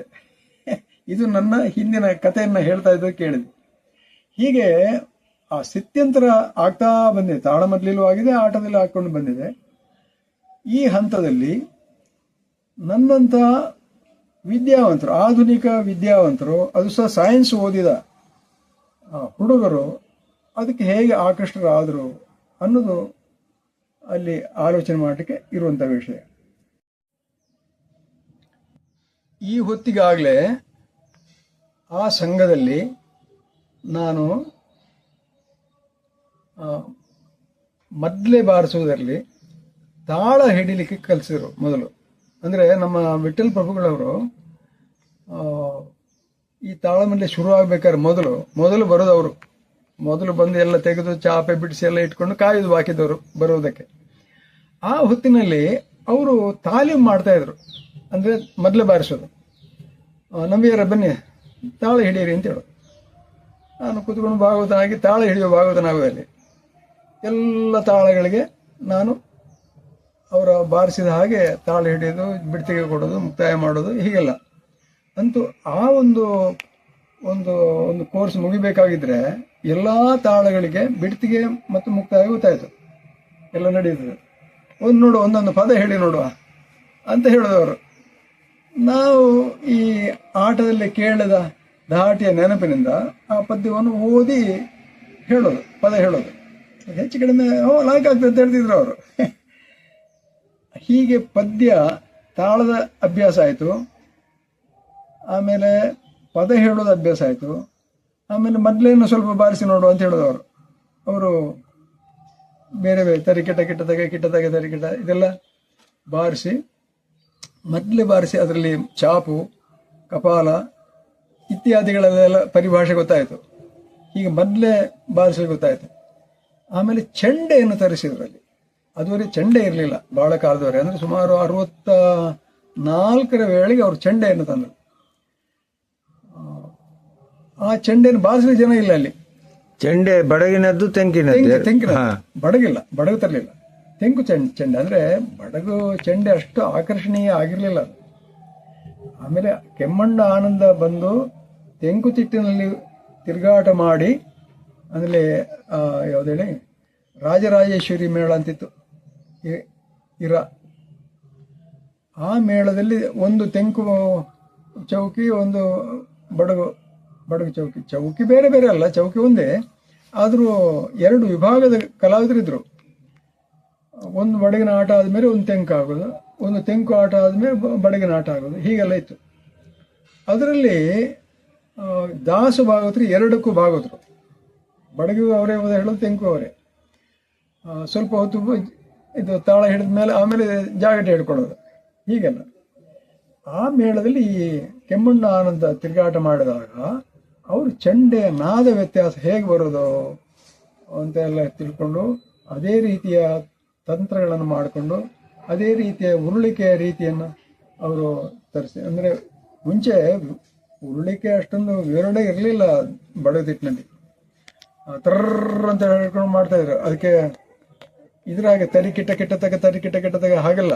ಈಗ ನಮ್ಮಲ್ಲಿ ತೆಂಕಿಗೆ ತರಗಿಡ್ತಾ ಅಲ್ಲಿ ಪ್ರತಿಯೊಂದಕ್ಕೂ ಅಕ್ಷರ ಉಂಟು ಪ್ರತ್ಯೇಕ, ಕರೆಕ್ಟ್. ಆ ಪ್ರಕಾರವೇ ಬರಬೇಕು. ಹಾಗೆ ಬಂದ್ರೆ ಮಾತ್ರ ವಿರಳಾಗೋದು. ಅಲ್ಲಿ ಆ ಅಂಶವನ್ನು ಅವನು ಯಾರು ನಮ್ಮ ಕೆಮ್ಮಣ್ಣ ಆನಂದರಾವ್ ಅವರು ಅದನ್ನು ಮೊದಲನೇ ಸಾರಿ ಆ ರೀತಿಯ ಬಾರಿಸುವಿಕೆಯನ್ನು ಅವರು ತಯಾರು ಮಾಡಿದವರು. ಅವರ ಶಿಷ್ಯರಾಗಿ ಈಗ ಇರುವಂತ ಎಲ್ಲ ಚಂಡೆಯವರೆಲ್ಲ ಅವರ ಹಿಂಬಾಲಕರವರು. ನಿಜವಾಗಿ ಆ ರೀತಿಯಲ್ಲಿ ಆ ಚಂಡೆ ಬಾರಿಸಲಿಕ್ಕೆ ನಾನು ಉಮೇದುವಾರಿ ಆದೆ. ಅಂದ್ರೆ ತಾಳ ಗೊತ್ತಿದೆ, ಆಮೇಲೆ ಉರುಳಿಕೆಯನ್ನು ತರಿಕೆಟದಾಗೆಲ್ಲ ಅಭ್ಯಾಸ ಮಾಡಿದ್ರೆ ಅಂತೂ ಒಂದು ಸಾಮಾನ್ಯ ಜ್ಞಾನದಿಂದ ಅದನ್ನು ಬಾರಿಸೋದು ಅಷ್ಟೇ ಹೊರತು ಚಂಡಗಾರ ಅಲ್ಲ ನಾನು ಆ ಲೆಕ್ಕ. ಆಮೇಲೆ ಕಲ್ತರು. ಆಮೇಲೆ ಅಲ್ಲಿ ಒಂದು ಕ್ಲಾಸ್ ಮಾಡಿದ್ರು. ಅಲ್ಲಿ ನಿಮ್ಗೆ ಗೊತ್ತಿರ್ಬೋದು, ಕೋಟೆಗಾರು ದೇರಣ್ಣ ರೈ ಅಂತ, ಈ ಬಾಬು ರೈ ಇದಾರಲ್ಲ ಅವರ ಅಣ್ಣ. ಮೊದಲೇ ಶಾಸ್ತ್ರೀಯ ಮೃದಂಗದ ಬಾಬು ರೈ ಅವರು. ಬಾಬು ರೈಗಳಿಗೂ ಯಕ್ಷಗಾನ ಬರ್ತಿತ್ತು, ಮೊದಲೇ ಬಾರಿಸಿದ್ರು ಅವರು. ಆಮೇಲೆ ಅವ್ರದ್ದು ಒಡನಾಟ ಇದೆ ನನಗೆ. ದೇರಣ್ಣ ರೈಗಳಿಂದ ತೆಂಕುತಿಟ್ಟಿನ ಚೆಂಡೆಯ ಉರುಳಿಕೆಯನ್ನು ಕಲಿತೆ. ಆಮೇಲೆ ಚಿಪ್ಪಾರ ಕೃಷ್ಣ ಬಲ್ಲಾಳ್ರ ಗೆಳತನ, ಆಮೇಲೆ ಗೋಪಾಲಕೃಷ್ಣ ಕುರುಪ ಅವರ ಮಾರ್ಗದರ್ಶನ ಇದೆಲ್ಲ ನನಗೆ ಸಿಕ್ಕಿದೆ. ಅದರಿಂದ ನಾನು ಅದರ ಅಂಶಗಳೆಲ್ಲ ಸ್ಫುಟವಾಗಿ ತಿಳ್ಕೊಂಡಿದ್ದೇನೆ. ಆದರೆ ಅದು ಪ್ರದರ್ಶನಕ್ಕೆ ಆಗಿಲ್ಲ ಅಂತ ಹೇಳೋದಿಲ್ಲ. ಮಂಗಳೂರು ಪುರಭವನದ ಆಟದಲ್ಲಿ ನಾನು ಚೆಂಡೆ ಬಾರಿಸಿದ್ದೇನೆ, ನನ್ನ ಕರೆದು ಚೆಂಡೆ ಬಾರಿಸಿದ್ದೇನೆ. ಹೀಗೆ ಬೇರೆ ಬೇರೆ ಕಡೆಯಲ್ಲಿ ಆಟದಲ್ಲೂ, ಆಮೇಲೆ ತಾಳಮದ್ಲೆಯಲ್ಲೂ, ಭಾಗವತಿಕೆ, ಚೆಂಡೆ ಮದ್ಲೆ ಇದನ್ನೆಲ್ಲ ನಾನು ಬಾರಿಸುವ ಕಲಾವಿದನಾಗಿ ತಯಾರಾಗಿದ್ದೆ. ಅಲ್ಲಿ ನನಗೆ ಒಬ್ಬರು ಪಾಚಪ್ಪ ಮದ್ಲೆಗಾರರು ಅಂತ ಸಿಕ್ಕಿದ್ರು ಇಲ್ಲಿ ಸಾಣೂರಿನ ಆಟದಲ್ಲಿ. ಅವರು ಹಳೆ ಕಾಲದ ದೊಡ್ಡ ಮದ್ಲೆಗಾರ. ಅವರ ಉರುಳಿಕೆಯನ್ನು ನಾನು ನೋಡಿದೆ. ಅವರು ಹೇಗೆ ಅಂತ ಹೇಳಿದ್ರೆ, ಈ ಬಡಗಿನ ಹಾಗೆ ಬಡಗಿನಲ್ಲಿ ದಿಗಿಡ ಬರೋದು. ಅದು ಹೋಗ್ತದೆ ಕರೆಕ್ಟ್. ಅಂಥದ್ದೇ ಇದ್ದದ್ದು ತೆಂಕಿನಲ್ಲಿ ಕೂಡ. ನನಗೆ ಕಾಣ್ತದೆ, ನಾನು ಹುಟ್ಟಬೇಕಾದ್ರೆ ಏನೊಂದು 10-20 ವರ್ಷಗಳ ಹಿಂದೆ ಈ ಉರುಳಿಕೆ ಬದಲಾವಣೆ ಆದ್ದು ತೆಂಕಿನಲ್ಲಿ. ತರಿಕಿಟ ತಗ ಬಂದದ್ದುಂಟಲ್ಲ, ಅಲ್ಲಿವರೆಗೆ ದಿಗಿಡ ಇದ್ದದ್ದು. ಅದು ಈ ಪಾಚಪ ಮೊದಲಿಗಾರಲ್ಲ ನನಗೆ ಗೊತ್ತಾಯ್ತು. ಅವರು ನಾನು ಬಾರಿಸಿ ನೋಡಿ, ಬಾ ನೀನು ಬಾರಿಸಿದೆ ಅಂತ ಹೇಳ್ತಾ ಇದ್ರು. ಅಂದ್ರೆ ಕ್ವಾಲಿಟಿ ಏನೋ ನನ್ನದು ಕಡಿಮೆ ಅಲ್ಲ ಆ ಲೆಕ್ಕದಲ್ಲಿ, ಗೊತ್ತಿಲ್ಲ. ಆದರೆ ಅಷ್ಟು ವಿವರವಾಗಿ ಅಲ್ಲ.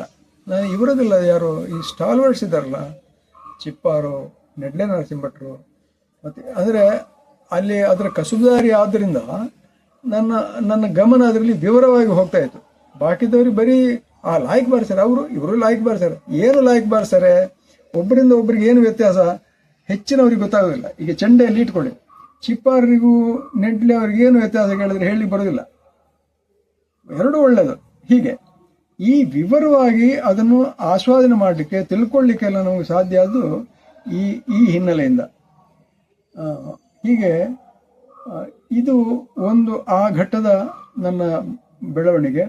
ಬಹುಶಃ ಒಬ್ಬ ಯಕ್ಷಗಾನ ಕಲಾವಿದ ಈ ಹಂತದಲ್ಲಿ, ನಾನು ಯಾವ ಹಂತಗಳಲ್ಲಿ ಬಂದಿದ್ದೇನೆ ಈ ಹಂತದಲ್ಲಿ ಬಂದರೆ ಅವನು ಒಬ್ಬ ಟೋಟಲ್ ಆರ್ಟಿಸ್ಟ್ ಆಗ್ತಾನೆ. ಹಾಗೆ ಆಗಬೇಕಾದದ್ದು ಅಂದರೆ ಮೊದಲು ಅರ್ಥಗಾರಿಕೆ, ಆಮೇಲೆ ತಾಳ ರಾಗ, ಆಮೇಲೆ ಹಾಡುಗಾರಿಕೆ, ಆಮೇಲೆ ನಾಟ್ಯ. ಅಲ್ಲಿಂದ ನಾಟ್ಯಕ್ಕೆ ಬರಬೇಕು. ಈಗ ಏನಂದ್ರೆ ಸರಿ ಉಲ್ಟಾ, ನಾಟ್ಯವನ್ನು ಕಲಿಸೋದು. ನಾಟ್ಯ ಬಂದು ಕೂಡಲೇ ಅವ ವೇಷ ಮಾಡಿ ಕೊಟ್ಟರು, ಅವ ಕುಣದ ಆಯ್ತು, ವೇಷ ಸರಿ ಆಗೋಯ್ತು. ಅದಲ್ಲ, ಒಂದು ಪಾತ್ರವನ್ನು ಸಂಪೂರ್ಣ ಗ್ರಹಿಸಿ ಅದಕ್ಕೆ ಶಾಸ್ತ್ರೀಯ ಚೌಕಟ್ಟಿನಲ್ಲಿ ನ್ಯಾಯ ಕೊಡಬೇಕಾದ್ರೆ ಈ ಎಲ್ಲ ಅಂಶಗಳನ್ನು ಕಲಿತುಕೊಂಡು ಮುಂದೆ ಬರಬೇಕು. ಆಮೇಲೆ ನಾನು ವೇಷಧಾರಿ ಆಗ್ತೇನೆ. ಆ ಅಂಶವನ್ನು ಮುಂದಿನ ಕಂತುಗಳಲ್ಲಿ ನಾವು ಚರ್ಚಿಸಬಹುದು. ಇದನ್ನು ಆಲಿಸಿದ್ದಕ್ಕೆ ನಿಮಗೆಲ್ಲ ನನ್ನ ಕೃತಜ್ಞತೆಗಳು. ಹಾಗೆ ರಂಗನಾಥರಾವ್ ಅವರಿಗೆ ನಮಸ್ಕಾರ. ನಮಸ್ಕಾರ ಸರ್.